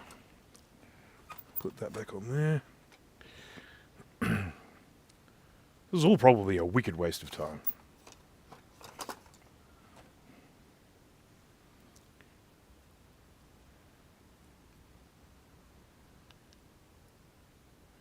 Don't tell me that, Jack. I don't want to know that. Oh, so that was Mega said that. Mega, I don't want to know that. This is not information that helps me at this particular moment.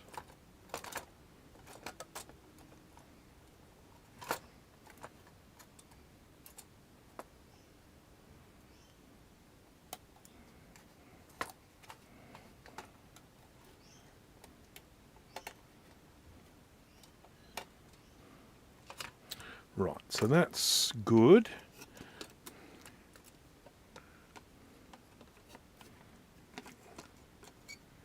Like a little bit of wild denial. Starting to get a bit hungry, I have to be honest. It's my lunchtime.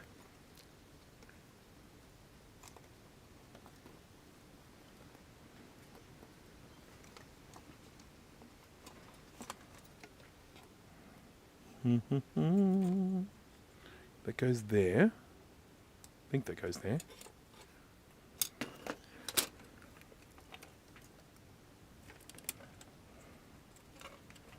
Does that go all the way back there? Like that? Or does that go up there? Oh, it feels more... Feels a bit better at this location.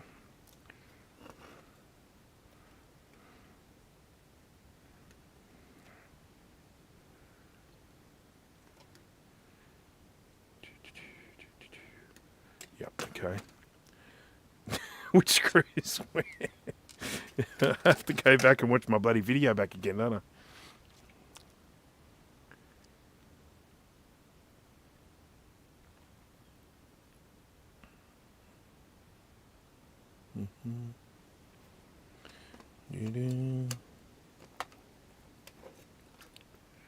so that's all good. That's where that wants to be. That's where that wants to be. That's there. I just have to remember where all these screws went.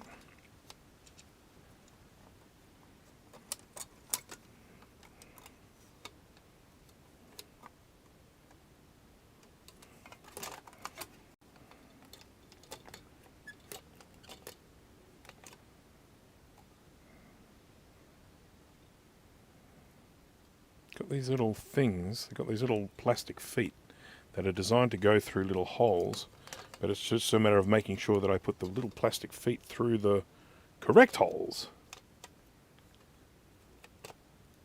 See, that feels good. That's just sitting there feeling good.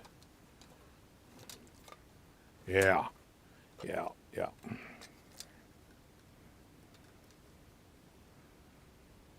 Yeah, that's right.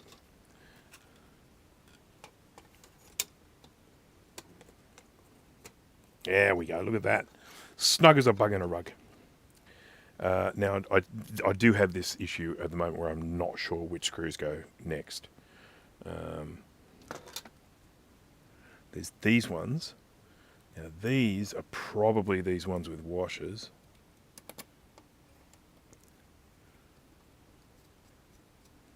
Maybe.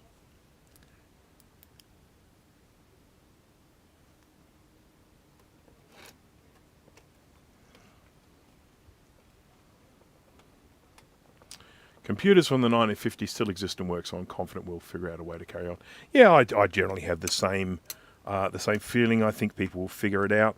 You know, I mean, who knows? We may end up just doing everything via emulation eventually. Thank you. You go through there. You go through there. Thank you. And you sit there like that. I think. No, would you sit up there? Ah, yes. That makes more sense. Yeah. Look at that. Look at it.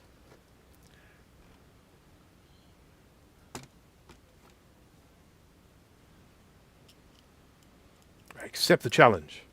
And one of the advantages you have when you're putting these things together is some of these have these really tight threaded metal screws. Some of these ones we know that we're going to be screwing into the metal chassis. Some of them have these wider thread which are designed for screwing into plastic. So I can sort of say, well, these ones are definitely going to screw into metal. So if I've got metal screw holes, and then I use screws like this. But these other ones here are ones that are definitely designed for going into plastic. And of course they are screwing in the underside here, going into the plastic of this case thingy. But I just can't remember which holes.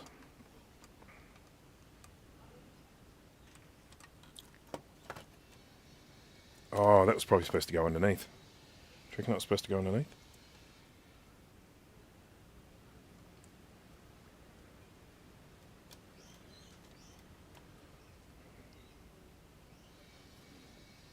I feel like this board was supposed to go underneath.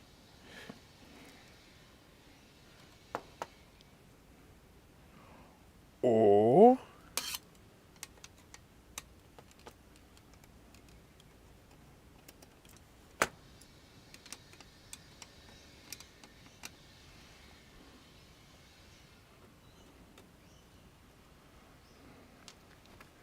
What?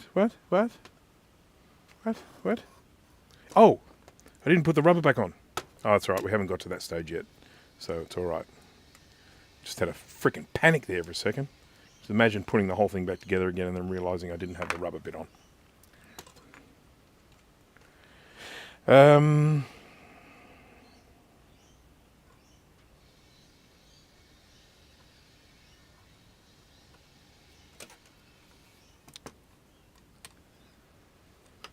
Okay, so that definitely wants to live there.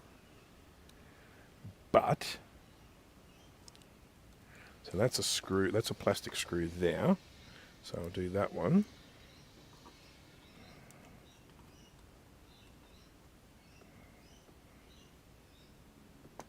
I'm starting to freak out now.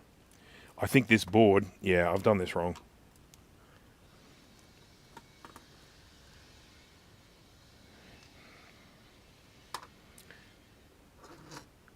Yeah. We're close, but not quite right. This screw, I've got the right screw and I've got the right location, but this board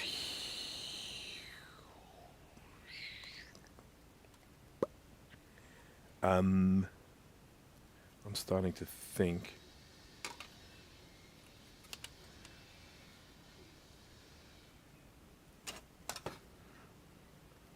I don't like the way that bends down like that.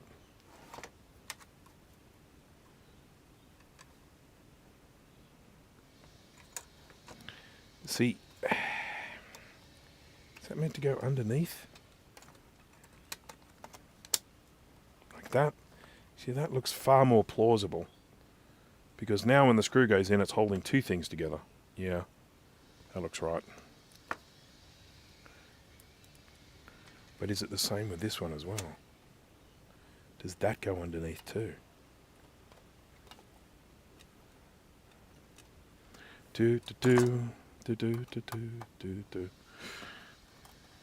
PCB goes under the metal tabs. Thank you. This is where I would really love to be able to watch that footage again.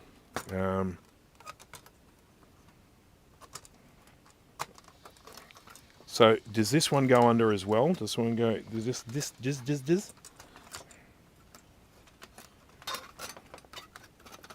So does this one go up underneath like that? Then with this underneath it, like that. See, that one there. Or does this one slot between these two tabs? Because I thought it slotted between the two, but when I started tightening some of these things up, it was making the board bend. So it makes me think that the board was meant to sit flush with the plastic part.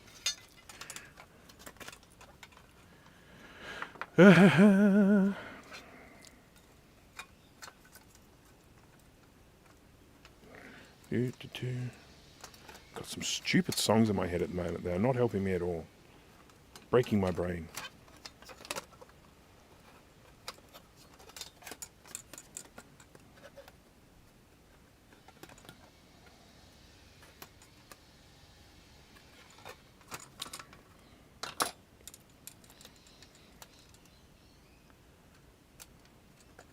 Yep. That just fits so snugly. That's perfect. That's how it's supposed to be.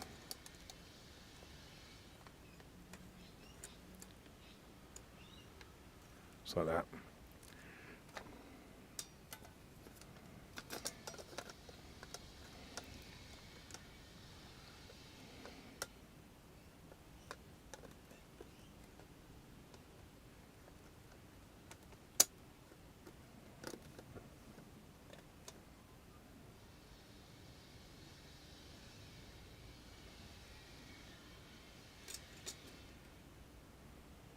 No.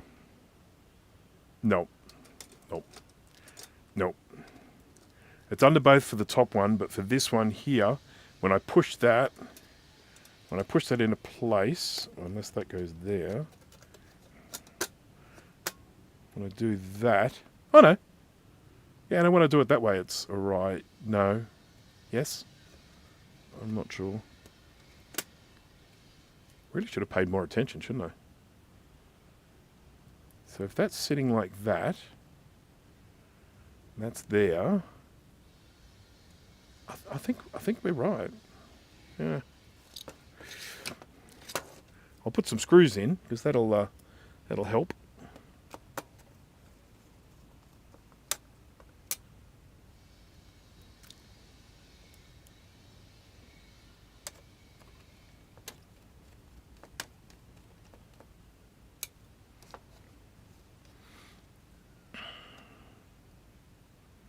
It really does seem to sit quite happily when I do it like this.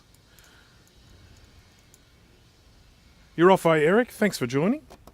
I apologise that we've turned into a putting the CD-ROM drive back together again live stream. I didn't realise it was going to become that, but it has.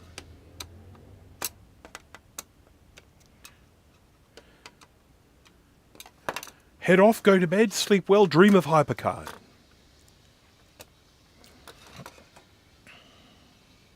That seems right. That really does seem right.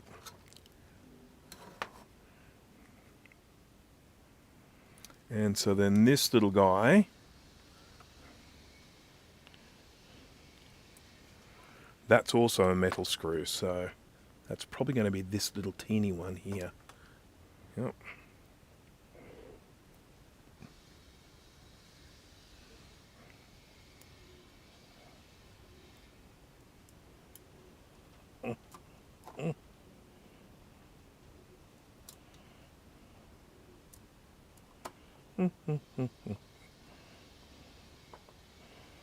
Okay.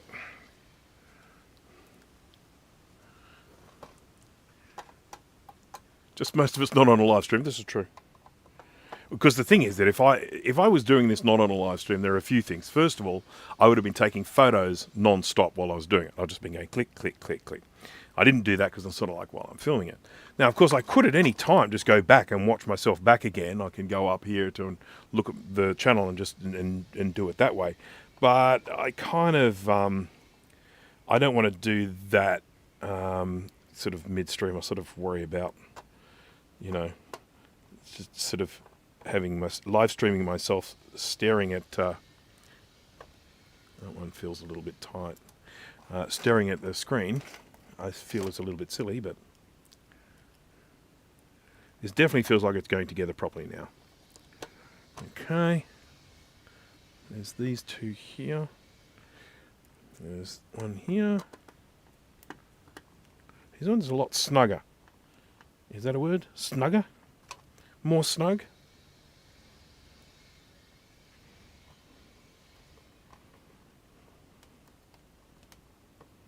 Okay, that's good. That's looking good. I've got so few screws here now. It's great. And I think this one.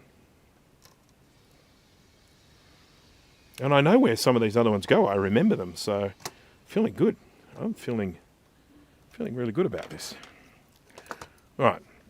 So, I guess the next thing we do is probably put this on, because you can't put the drawer in without this being on. There we go.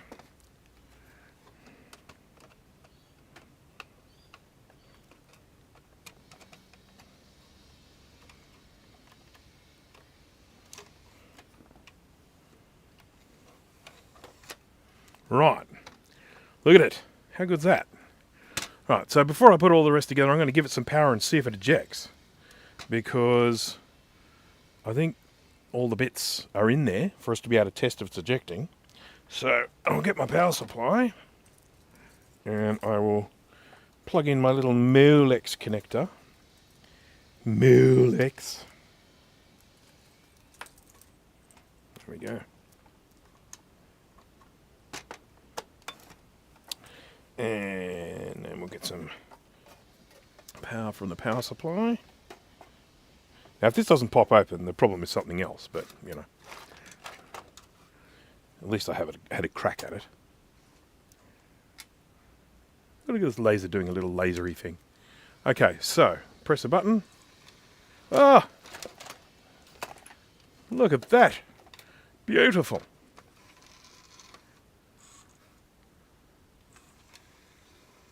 Ha! Delicious.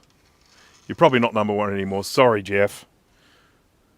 We still don't know why that number comes up. We are as clueless as we were right at the beginning. We have people who are chatting like crazy and they're still only hanging around at like number 2 and number 3. And then we have some people that have just have hardly said anything and they're at number 1. So I just don't know how they calculate it. Oh, the camera picked up the laser light, did it? I missed it. I missed it. That must mean it's what was that? I mean, it's infrared. Because these cameras pick up infrared light, but you can't see it with your nude eye. You need an eye with underpants on. Now, where did that go?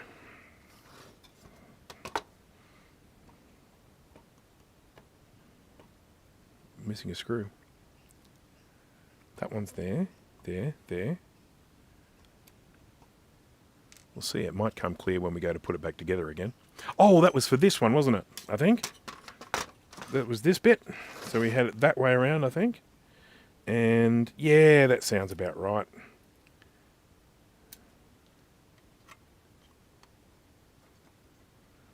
That way. That doesn't seem right.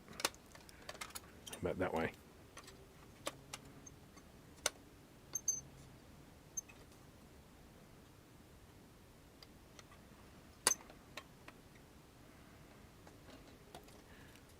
Upside down. Upside down, Miss Jane. So that's an Australian joke. No one outside of Australia is going to get that one. Oh, you also need to be a particular age.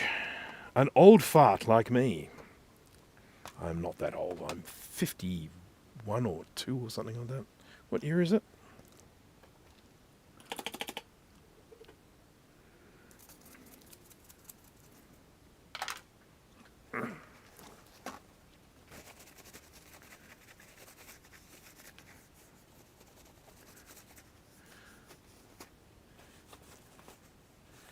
Now, Jeff, if you're still watching, you've got me sort of thinking about anode caps like crazy lately, and thinking about whether I can even potentially use an anode cap from another device on one where I've got a problem, because I've got a computer with a bad anode cap and I want to replace it, and I'm thinking I might even be able to just get hold of someone's discarded old television set and clip the anode cap off that and then do some sort of splicing onto the one that I've got.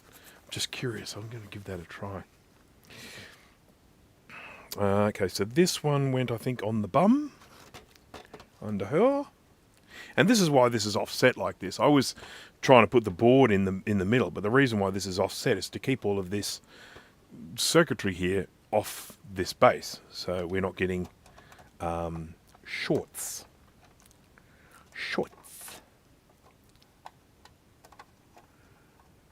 Is in short circuits. Now this, I had to sort of... Is it that way around? No, it's definitely that way around. But I had to slide it in or something, I think.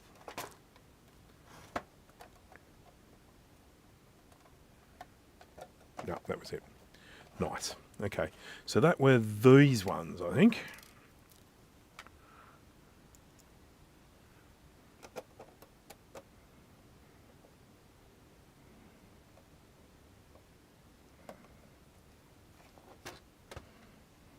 So those little ones on the side, it's got to be these ones. Has to be. Or is it there? No, it can't be there. Was it there? Have I got more screws? Oh, I've got more screws. Okay. It's all right. That means that there's something that I haven't put screws in yet. We've just got to figure out what it is. Somewhere, there are 4 screws missing. Because I know the screws that hold that in, and I know the screws that hold that in. I've got those there and those there. Then I've got these 4 long ones. And I'm not sure what the 4 long ones are for. I don't remember. In the place when pushed up by the turning motor under it. Do I have to take it all apart again? Please don't tell me I have to take it all apart again. That's these long ones here.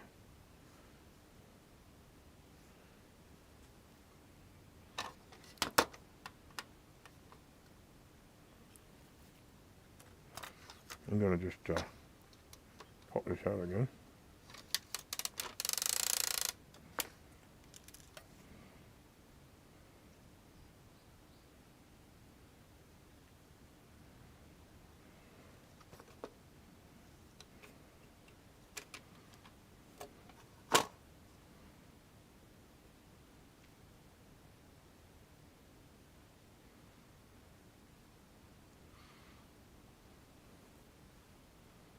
From your head.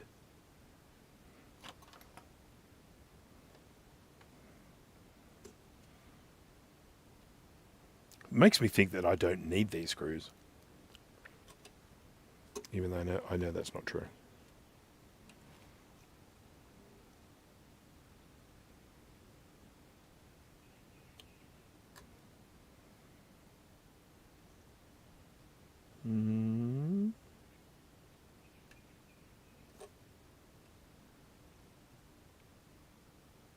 I don't know. I'm going to have to... The white tabs weren't tabs?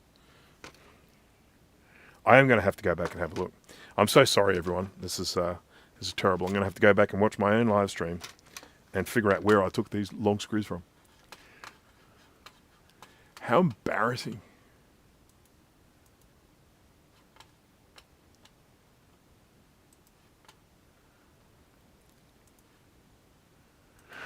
Do. At least I don't have to listen to my annoying voice. This is how I'd learn AI in 2020. Oh, that was an ad.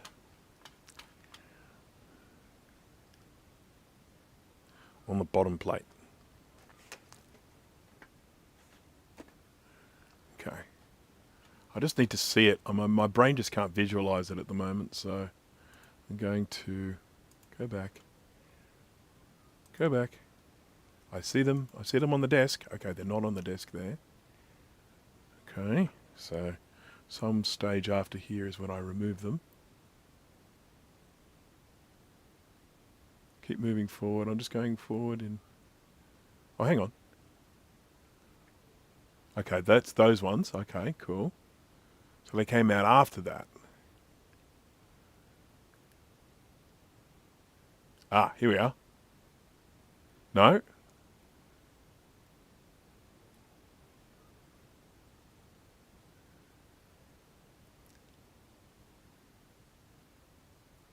That's another plastic one.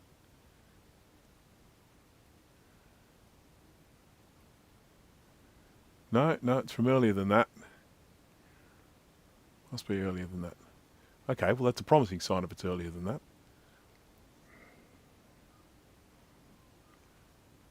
Because they're the plastic screws there.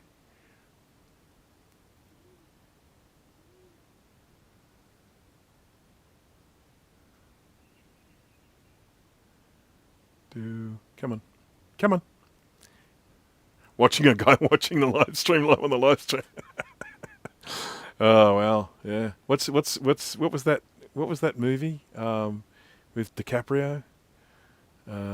Inception. There we go. We've gone full Inception with this live stream.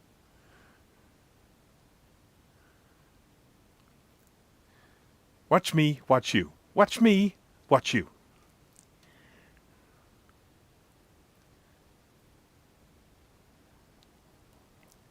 Okay, now I'm cleaning.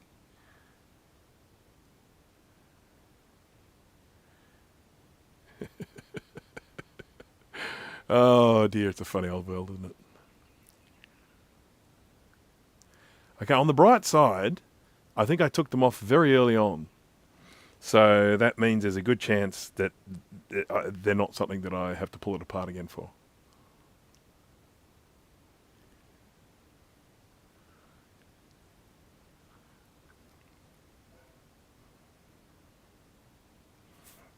Keep going.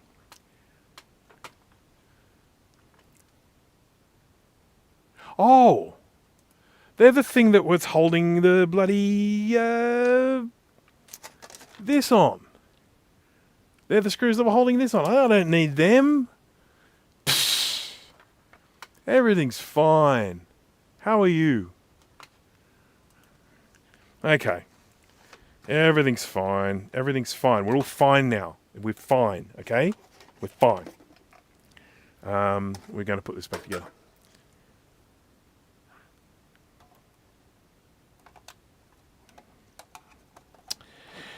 Oh, hello. I'm an idiot.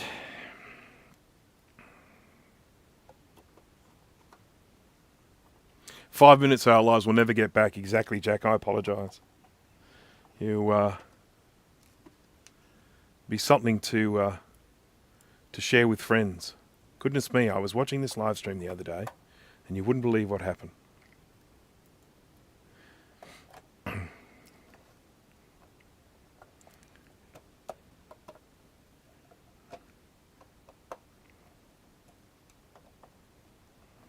Okay, that's looking good. And then we'll put this little lid on. And goes down on the inside there, look like that. There we go. Nice, nice.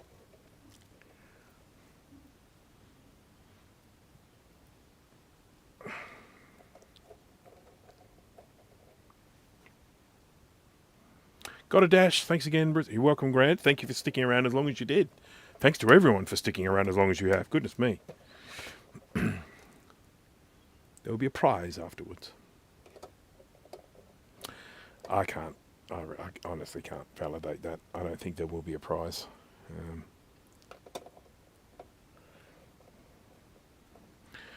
Okay, so if this does now indeed work, that'll be fantastic. Unfortunately, it's I don't have a working computer to put it in, but, you know, it's that way around, isn't it? I think the clippy bit is on the front.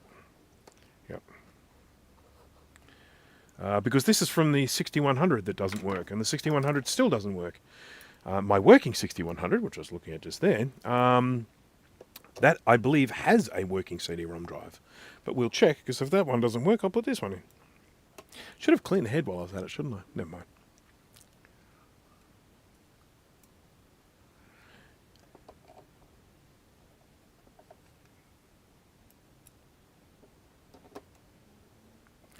All back together again. No screws left over. There we go. Ta-da! Okay, I'm just going to try it one more time and see if it still ejects.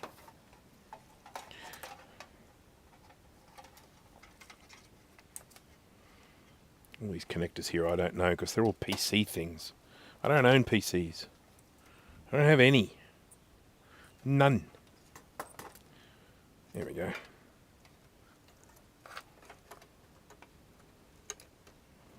Molex. There we go. Switch him on. Where's the power button? There it is. There we go. He's switched on. And then just going to try. Beautiful. Smooth as silk.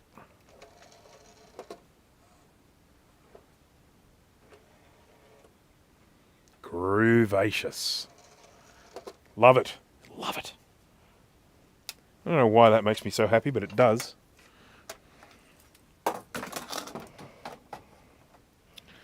Oh, you have to put it in and go and play Myst now, don't you reckon?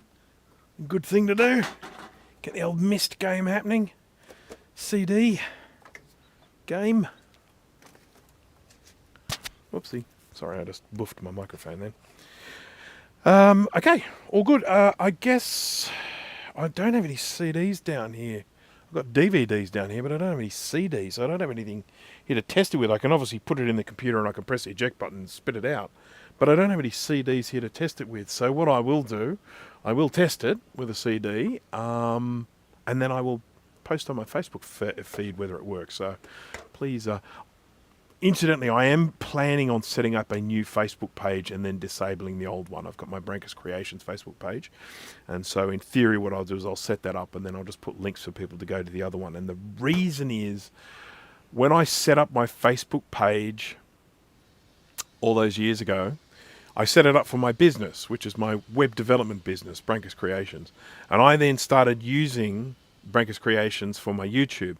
Now, it is a business website and it works completely differently to the website you would set up as a YouTube personality or a content creator or whatever you want to call it. They call it, they've got a term that they use on Facebook and I can't remember what it is. But and it's so annoying. The way a business page works is just so frustrating because the business page is so heavily focused around monetization or on sort of promoting your views and stuff like that. So I'm just thinking that I may end up starting a new Brankus Creations page that it's not a business page.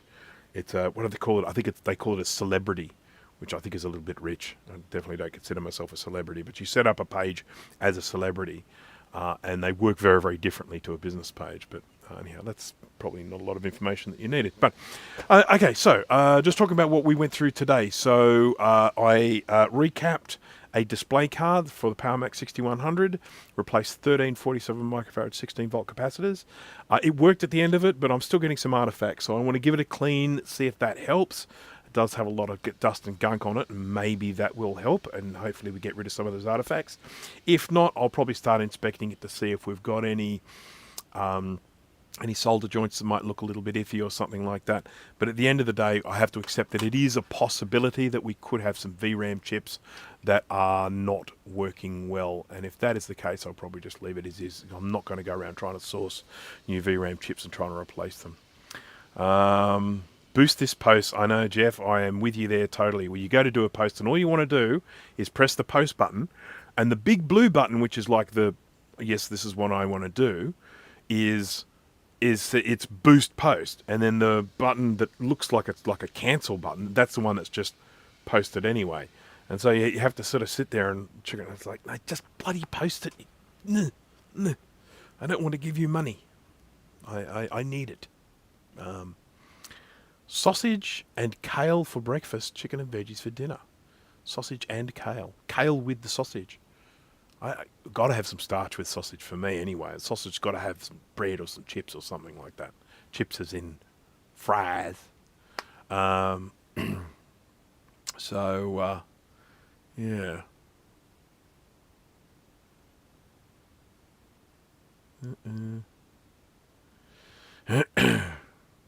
I have got no idea what I'm going to do for dinner tonight, but I will need to consult with the wife, see what she wants me to make. We've been eating expensive the last few days because we went into the city and everything like that, so I'm going to suggest that I actually cook something tonight. So I will let her have the deciding, considering pretty much everything I cook around making sure that she enjoys it. I get hold of a particular recipe and then I modify it and I go, she's going to like this. And so I let her decide what she wants me to cook for tonight. We'll see what she decides. Any kit builds coming? You know what, Thomas? I have one sitting here that I've been wanting to build for donkey's years, and I would love to build it. So I might do another one soon, and it is a pocket calculator.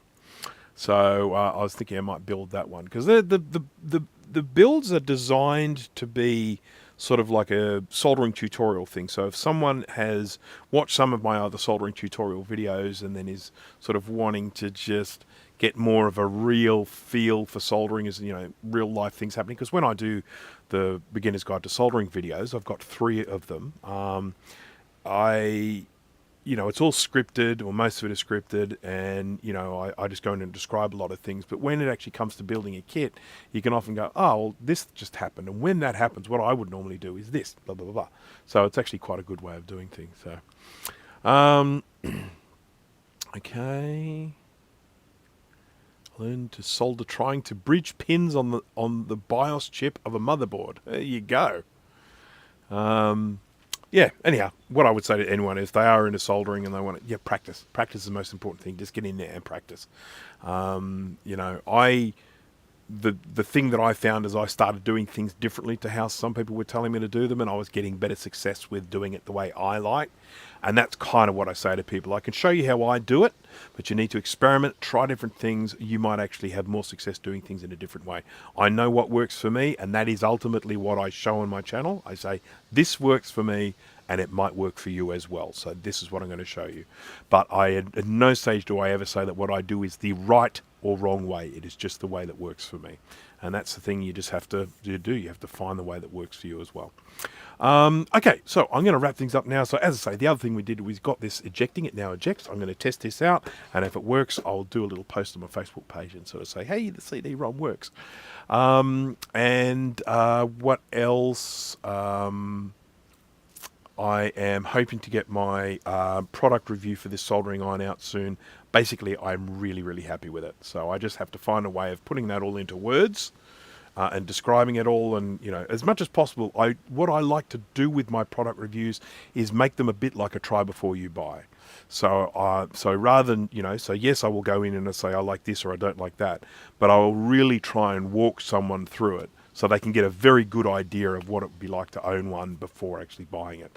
So I like to try and point out all the things where, someone might say, well, that'll be great for me. Or someone might say, no, that's not going to suit me because it doesn't have something or other. So if I can just be thorough enough so that people can see all that stuff and then decide whether they want to buy it. But so far, this DWS 200 for Nursey, absolutely loving it. Absolutely loving it. I've got like one or two relatively minor criticism. That's about it. Okay, so thank you to everyone for joining me. I had no idea what to expect with this live stream today, doing it on a Monday, which is Sunday over there, which I don't normally do that time. But I thank you to everyone who did join, everyone that popped in and said hello, and people who have been here for the whole thing. Thank you all very much. Thank you for keeping the chat all busy and happy and lively. Been lots going on there. I've probably missed loads of stuff, and I do apologise. So don't take it personally if you ask something or mention something and I don't respond to it. But it just zips by sometimes, and I miss things. So so anyhow, I am going to do the little. I've got the thing all here ready and queued up. One day I might even get these foot switches working properly or consistently. One day we'll just have to see. Thanks again. Hope to see you at the next one. Have a good night, morning, day, whatever it happens to be in your part of the world, and hopefully see you at the next one. Bye bye.